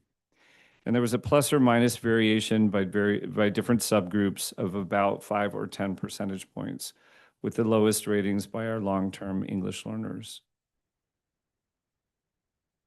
The second set of responses has to do with student perceptions of school connectedness. The statements, I feel like I belong in this school, I feel like I'm part of a larger community at this school, I feel known and valued at this school. The student responses overall, 4th and 5th grade, rated a 71 out of 100, which then went down to 62 in middle school and 61 in high school.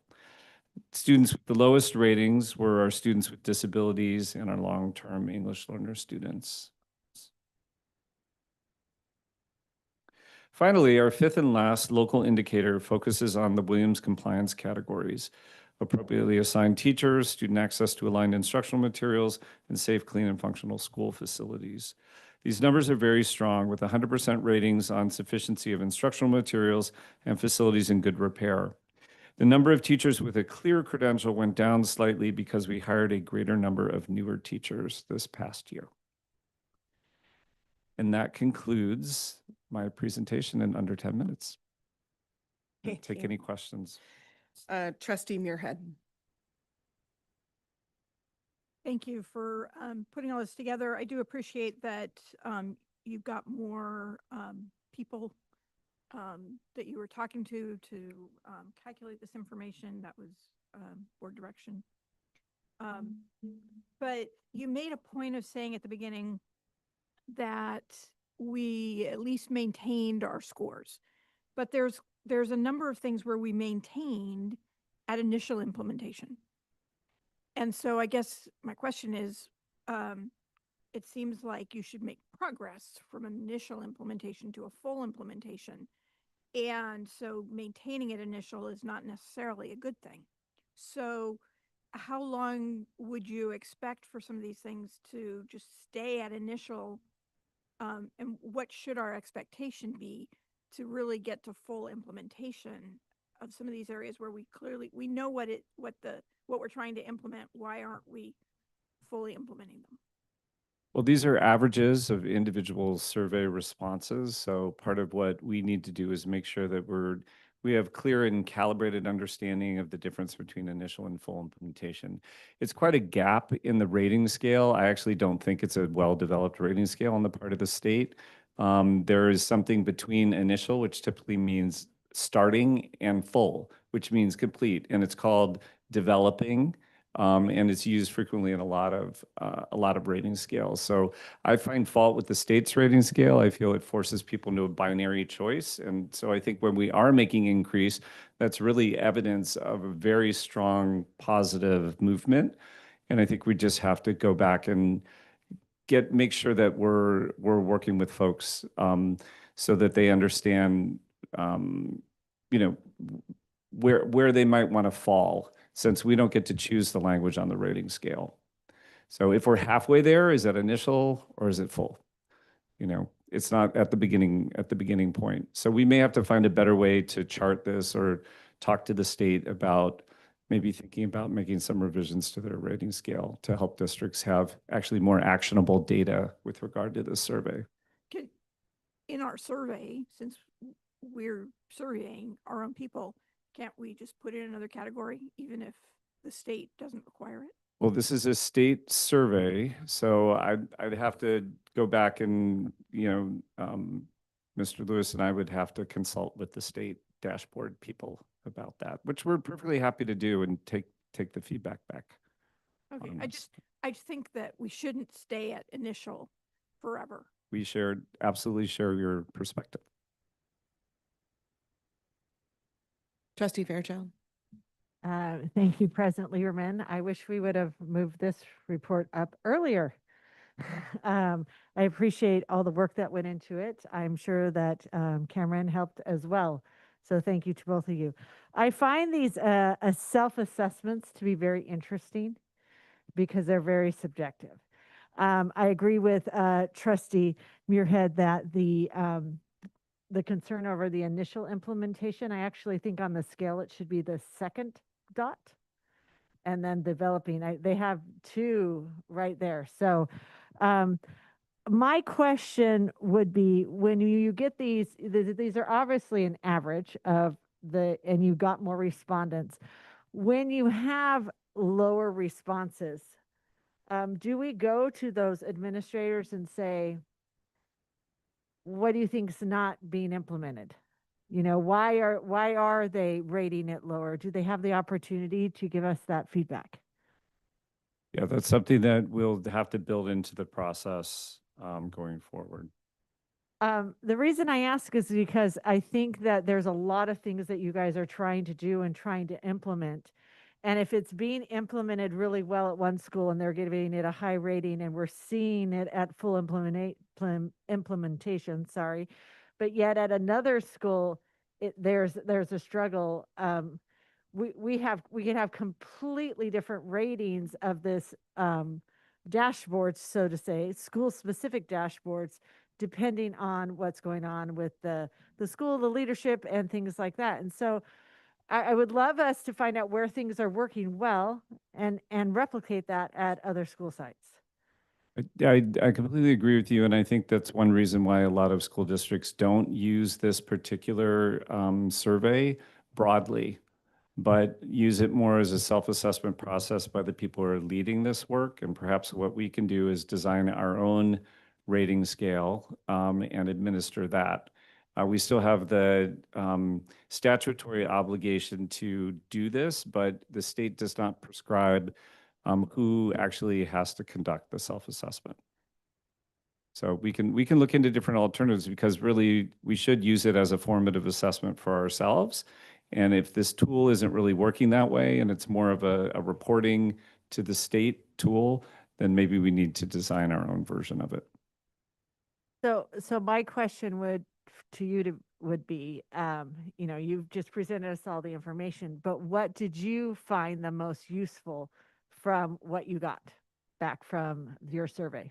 Well, I think it's somewhat validating to see where we showed increases to full implementation. We know that we have evidence of district-wide initiatives that were that engaged all the schools.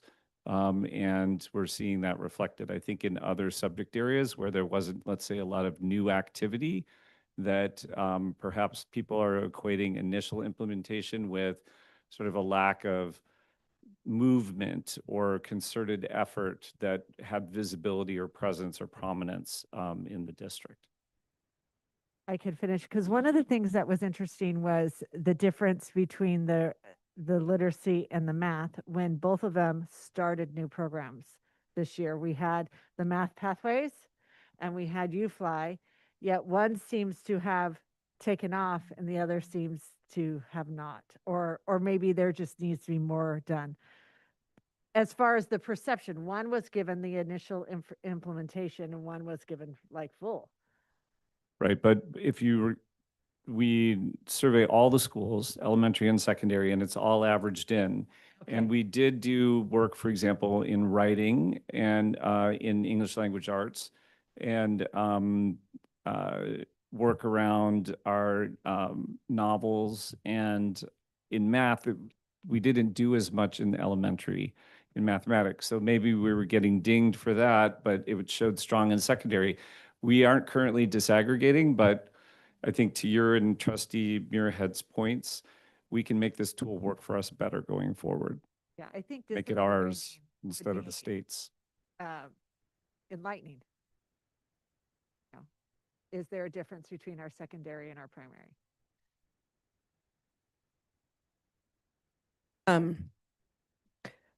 So kind of in that same vein, I have a question.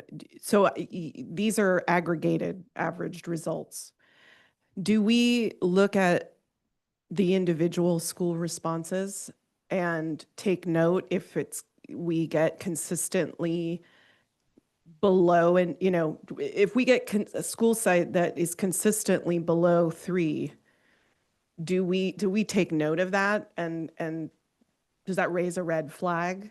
So the surveys are actually anonymous so that we get with greater candor. But I think what you're raising is the need for us to have a more systematic feedback loop with the sites around our services generally. And that not just in the academic area, but in the area of business, HR, across the organization.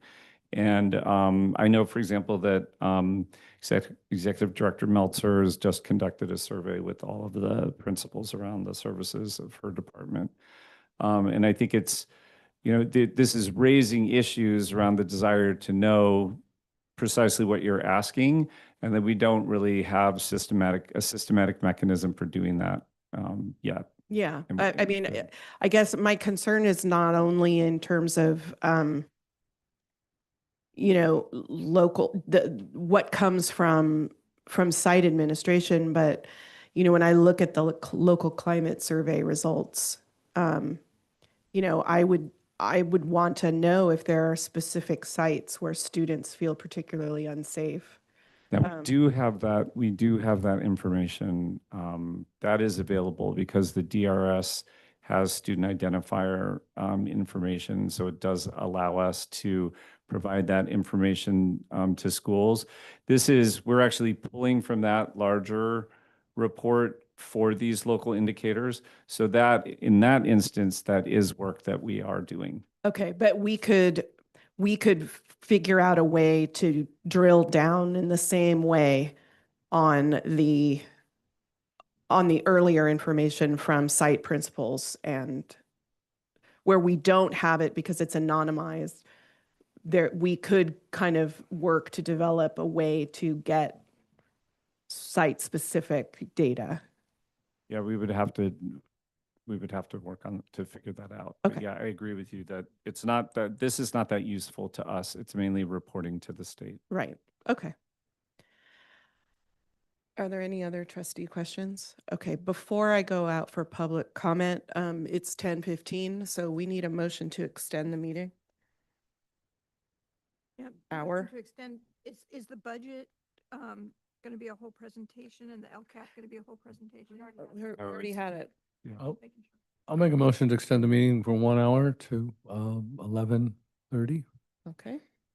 Second, Fairchild. Okay.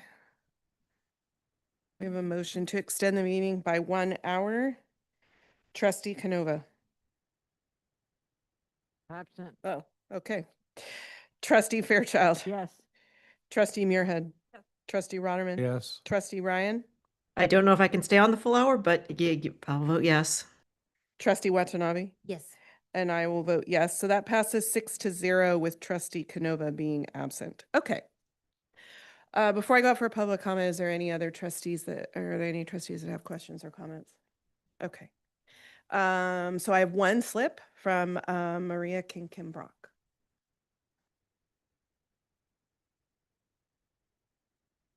Yeah, we'll get to that after. Great. Let me collect my thoughts. Okay, so my understanding has improved immensely.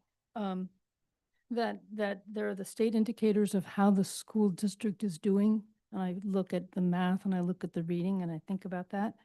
And then the local indicators, which are self-assessments of how we're doing. And I can understand why you'd want parts of it at least anonymized, so that you get assessments. Okay, so implementation of academic standards is what I was thinking about. And UFly was, people said that UFly was well implemented, and so it was a full implementation with, and then there was ELD learning provided as well, and people felt good enough about that on average that it got full implementation. But if you look at the CASP scores, what's the connection? And so that's concerning, because if maybe people are just thinking about the implementation of UFly rather than everything that they're doing. And UFly is a good first step in a long road. It's a manual that is taught to everybody in a class, whether they need it or not, because it was just the first year, and that's really not how you should be teaching phonics and phonemic awareness. And those are two aspects of reading, which is just a part of language arts. And these two aspects, with a little bit more thrown in, were presented to teachers as in, with 1 day of training, this is the manual, here's how you use it. And I understand that there's some help throughout the year, but teacher knowledge is lacking. Thank you.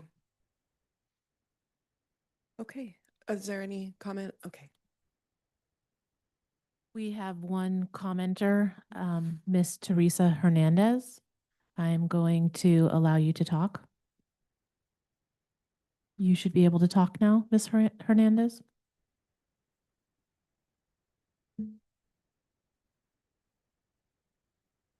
Oh. I think.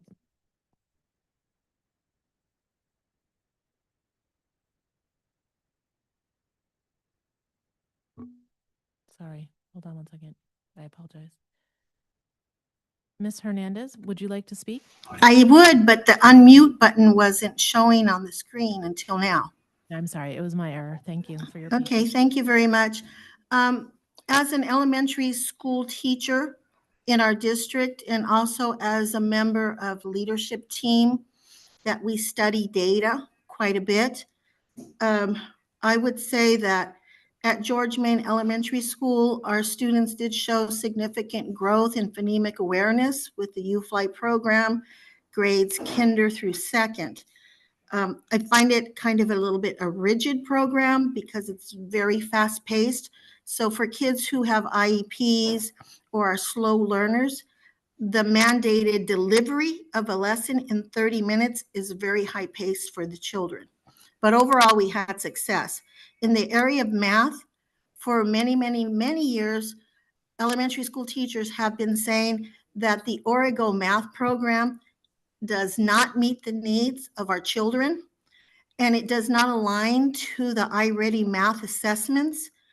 And so at George Main in second grade, we did additional supplemental math instruction above and beyond Origo to align more closely to iReady Math, and we had great success, which I did share with Mr. Stam at a leadership meeting.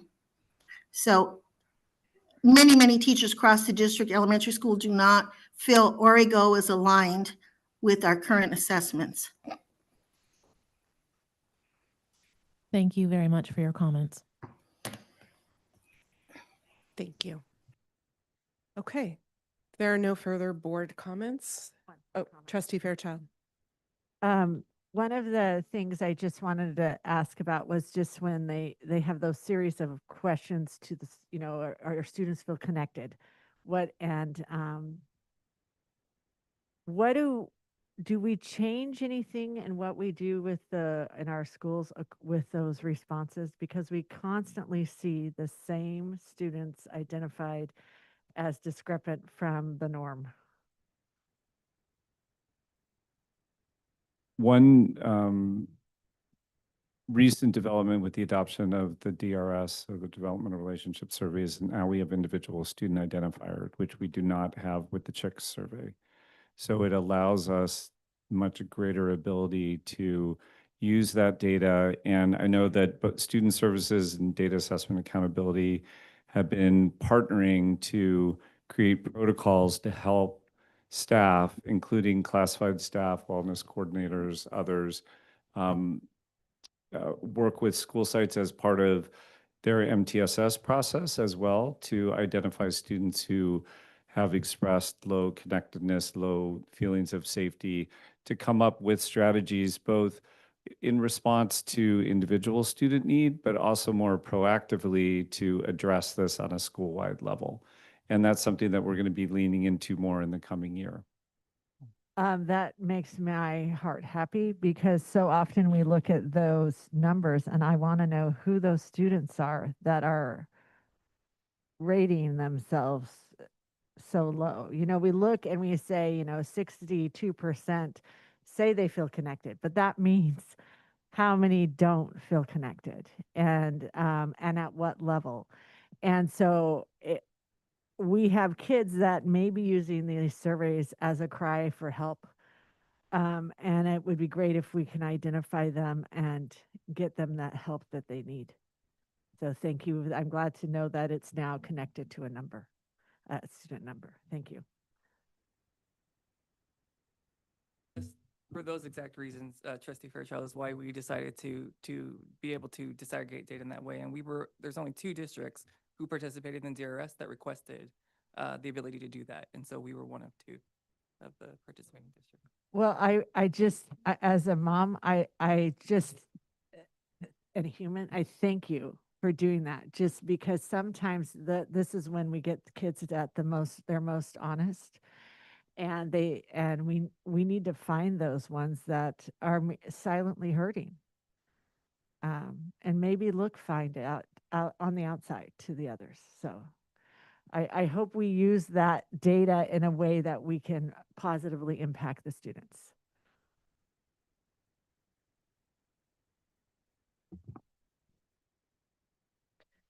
Okay, thank you. All right, we're now going to move to K2, the 2025 annual update to the 2024-2027 local control and accountability plan, the 2025 budget overview for parents, and the 2025 federal addendum. Second, Rotterman. I just wanted to let the board know that you received a hard copy handout of the budget overview for parents. The reason for that is that the version in DTS, unfortunately, because our pie slices are so skinny, jumbles all the numbers together. So we had to have a corrected one done by DTS, and there is no change in any of the information on it. It's just the visual presentation of the numbers on the pie chart. Okay. Any questions or comments from the board? No? Any public comment on this item? Anyone in the Zoom? Okay. If I may just offer one more comment. Sure. We did hear back from Kimberly Bradley, who's the director at the county office in charge of the team reviewing LCAPs for all the districts in the county. And she says that they consider our LCAP to be one for other districts to aspire to, and particularly the ambition in our metrics and connection of metrics to our actions for the first time is way next level compared to what most districts are doing. The content and focus of all the metrics are not perfect, but we are ambitiously moving forward and figuring out as we go. And again, I just want to offer kudos to Cameron, but also to all of the other directors and also to Dr. Knavel, who partnered with him and Mark Matsumoto and the data techs to pull all that together. We're going to get we're going to learn a lot more as an organization because of what we're now tracking that we weren't tracking before. Okay, great. Okay. We have a motion from trustee Muirhead and a second from trustee Rotterman. Trustee Canova, trustee Fairchild, trustee Muirhead, Yes. trustee Rotterman, Yes. trustee Ryan, Yes. trustee Watanabe, Yes. and I vote yes. That passes 7-0. Thank you, Mr. Stam.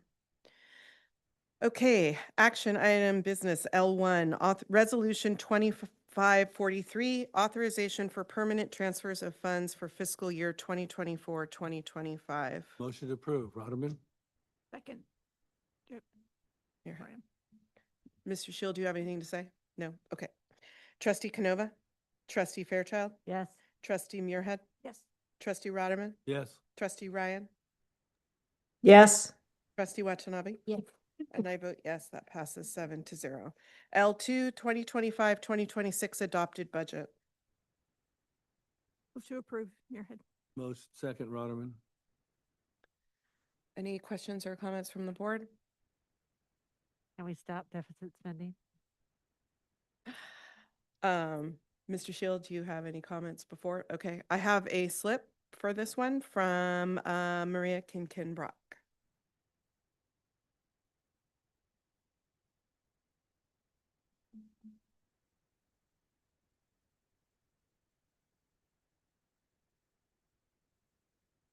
Hello again. Think for a moment about what has been talked about for most of this evening. There's something about the budget is when the budget is tight and you comb through it to look for ways to reduce spending, start by prioritizing. Then figure out where you need to spend money and how to spend it more effectively. And then look elsewhere and figure out what to cut. What is essential? Students first is our motto. What's essential? Attendance, basic well-being so students are ready to learn, and getting everyone through those two gateways, reading and math. We've all looked at the data. What should we be spending money on? How should the money best be spent? I say it should be invested in elementary school classroom teachers and how they teach reading instruction, and I think they need the direct instruction, and they don't need to get it second or third hand. Why? When students can read well, every other subject is easier to learn, probably even woodworking. When teachers teach well, fewer of their students need tier 2 and tier 3 instruction, and that certainly saves money. Teachers and specialists in upper grades will have fewer students who must work even harder to catch all those students up or try to catch them up, and so they can focus on the subjects that they mean to be teaching as well and less on the basics. Reduce the number of students who are in special ed, and that means that those special ed students who are there and really need extra help will get the attention they need. Everyone will feel better about data collection. Whoop. Okay. And there's a new language arts curriculum coming, and will teachers really believe it and work on it? Thank you very much. Okay. Is there any comment in the Zoom for this item? Okay. All right. If there's no other comment or question, we will vote. Trustee Muirhead made the motion and trustee Rotterman was the second. Trustee Canova, trustee Fairchild, Yes. trustee Muirhead, Yes. trustee Rotterman, Yes. trustee Ryan, Yes. trustee Watanabe, Yes. and I vote yes. That passes 7-0. Resolution 2539, 2025-2026 authorization for temporary transfers between funds. Motion to approve, Rotterman? Second, Muirhead. Any questions or comments from the board? Okay, trustee Canova, trustee Fairchild, Yes. trustee Muirhead, Yes. trustee Rotterman, Yes. trustee Ryan, Yes. trustee Watanabe, Yes. and I vote yes, that passes 7-0. L4, Resolution 2540 titled Education Protection Account and Education Protection Account Reports. Motion, Approve. second, Rotterman? A motion and a second. Trustee Canova, trustee Fairchild, Yes. trustee Muirhead, trustee Rotterman, Yes. trustee Ryan, Yes. trustee Watanabe. Yes. And I vote yes, it passes 7-0. Resolution 2542, authorizing the purchase as a sole source with Aquasource Inc. in compliance with Public Contract Code 3400. Motion to approve, Rotterman? Second, Muirhead. Trustee Canova, trustee Fairchild, Yes. trustee Muirhead, Yes. trustee Rotterman, Yes. trustee Ryan, Yes. trustee Watanabe. Yes. And I vote yes, that passes 7-0. L6, 2025-2026 purchase from Aquasource Inc. for pool maintenance products. Motion to approve, Rotterman? Second, Muirhead. Trustee Canova, trustee Fairchild, Yes. trustee Muirhead, Yes. trustee Rotterman, Yes. trustee Ryan, Yes. trustee Watanabe, Yes. and I vote yes, that passes 7-0. L7, Resolution 2544, requesting Board of Supervisors of the County of Santa Clara to establish tax rate for bonds of the Santa Clara Unified School District expected to be sold during fiscal year 2025-2026 and authorizing necessary actions in connection therewith. Motion to approve, Rotterman? Second, Muirhead. Trustee Canova, trustee Fairchild, Yes. trustee Muirhead, Yes. trustee Rotterman, Yes. trustee Ryan, Yes. trustee Watanabe. Yes. And I vote yes, that passes 7-0. All right. M1, report from our Director of Facility Development and Planning. Do we have any questions from trustees? Okay. M2, report Director of School Bond Projects. Any questions? Trustee Fairchild. It wasn't a question, but I did love seeing the aerial view of Laurelwood because I can't climb the fence. If you drive by, you can see they've started putting up steel girders and things. So Wow. Best of the ladder for trustee Fairchild. I just drive by there all the time. And so I just really appreciated the report to this week. So thank you so much. I was like, we wouldn't mind maybe having a tour some point in the near future. That's possible. Thanks. okay. 3, the Williams Valenzuela quarterly report. Is there anything for that? No, I mean, we reported the findings. There was a report and we investigated that. So you have the documents there as well. Okay. Any questions or comments from the board? Okay. We don't need, I don't think there's any more comment on unagendized. Reports from the board. Trustee Rotterman, No. trustee Fairchild. I just want to acknowledge it being Pride Month. Some of us were able to go to the city flag raising this, was it last week? And at this time, you know, we think it's getting better and then it's not. And I just feel it's really important for us to be cognizant of, and aware of what some of our friends who are LGBTQ plus are experiencing, and be safe places at all times for them, because, you know, the world got better and then it didn't. And maybe that's too political, but I have family on all ends of the spectrum, and just give everyone you know a hug. I want to just tell Dr. Waddell, we've been celebrated a lot, but you need to be celebrated some more. So we'll celebrate you at the end of your last board meeting, that you will be missed. You have made SCOC a kinder place. And I think that was your mission, and I would say you achieved it. So congratulations on your retirement, and enjoy Palm Springs. Trustee Muirhead? Well, several things. I was at the Pride Month celebration at Santa Clara, so that was beautiful and well done.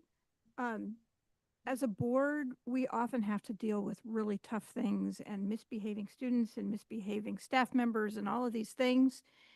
But then we get to go to graduations and we just get to celebrate the amazing accomplishments of our kids who are promoting and graduating from one grade to the next. And to me, it's just beautiful. The beginning of the year is so much hope, and the end of the year is so much celebration.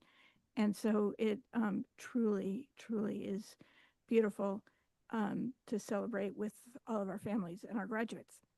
And then we wanted to make sure that we made this last board meeting of yours go as long as possible. So we're going to talk a lot in our board reports just to make it drag on because I, for one, really do not want to say goodbye. And thank you so much for all you've done for us, Dr. Waddell. Trustee Watanabe? Thank you. So yes, I was also at the Pride flag raising at City Hall, and I attended a flag raising here at Santa Clara Unified about 2 years ago, and I hope that the school district will do it again because it's nice to have it done, all over for everybody to know that we're recognizing the importance of the diversity in our communities.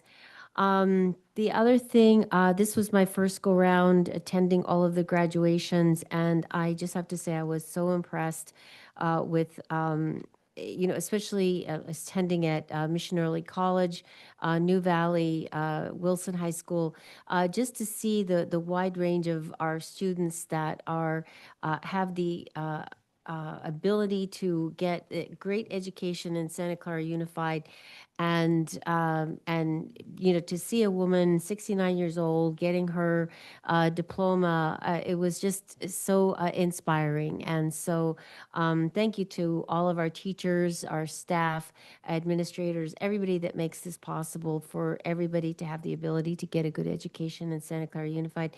And thank you, Dr. Waddell, for the last 6 months and the ability to work with you and get to know you a little bit better before you take off. So I wish you all the best. Trustee Canova? Yes, the highlight of being on the board is the graduations without question. And I think it's a secret to longevity because we see the future, and our society sometimes, it can be very divided and people have dire outlooks about the future. We know otherwise. We absolutely see it every year. The future's bright. It's exciting. It was wonderful to be at Gary's retirement. It's just beautiful to see all the stories from a career and a lifetime. Very moving, and really enjoyed being there with you for that. Having you here has been awesome. You've been a great leader. As I've said so many times, I wish we could keep you, but I understand why, and I don't blame you. Palm Springs is a beautiful place. But just thank you for everything you've done for this district, for our students. It's been an honor to work with you. And I know we'll stay in touch. Trustee Watanabe? Oh, you did already. Trustee Ryan, sorry. Yeah, I sort of feel like when we go overtime, we should not do board reports, but it's almost 8 o'clock in the morning here. It's been a very long night for me, but yes, the graduations were wonderful. I enjoyed attending the City Pride flag raising, and Dr. Waddell, we will miss you very much, and I will try to keep this meeting shorter by not speaking for 2 minutes. Thank you. Yes, we're going to miss you, and I won't go on and on and on about all of that, but I don't usually do this, but it's Pride Month, and but it's also been a very difficult month for our community of immigrants, and And I don't usually go political in this, but I just feel like I need to say something. So I wrote something, so I'm going to read it. I think right now, none of us need to be experts in politics or policy or immigration to understand that something deeply and heartbreakingly wrong is happening in our country. Unlike the indigenous peoples of this land, we are all immigrants. We are all here by the grace of someone who was searching for something better and coming from our place of privilege. It is easy to forget that fact. It's easy to forget that the United States is a nation built by immigrants with a history shaped by immigrants.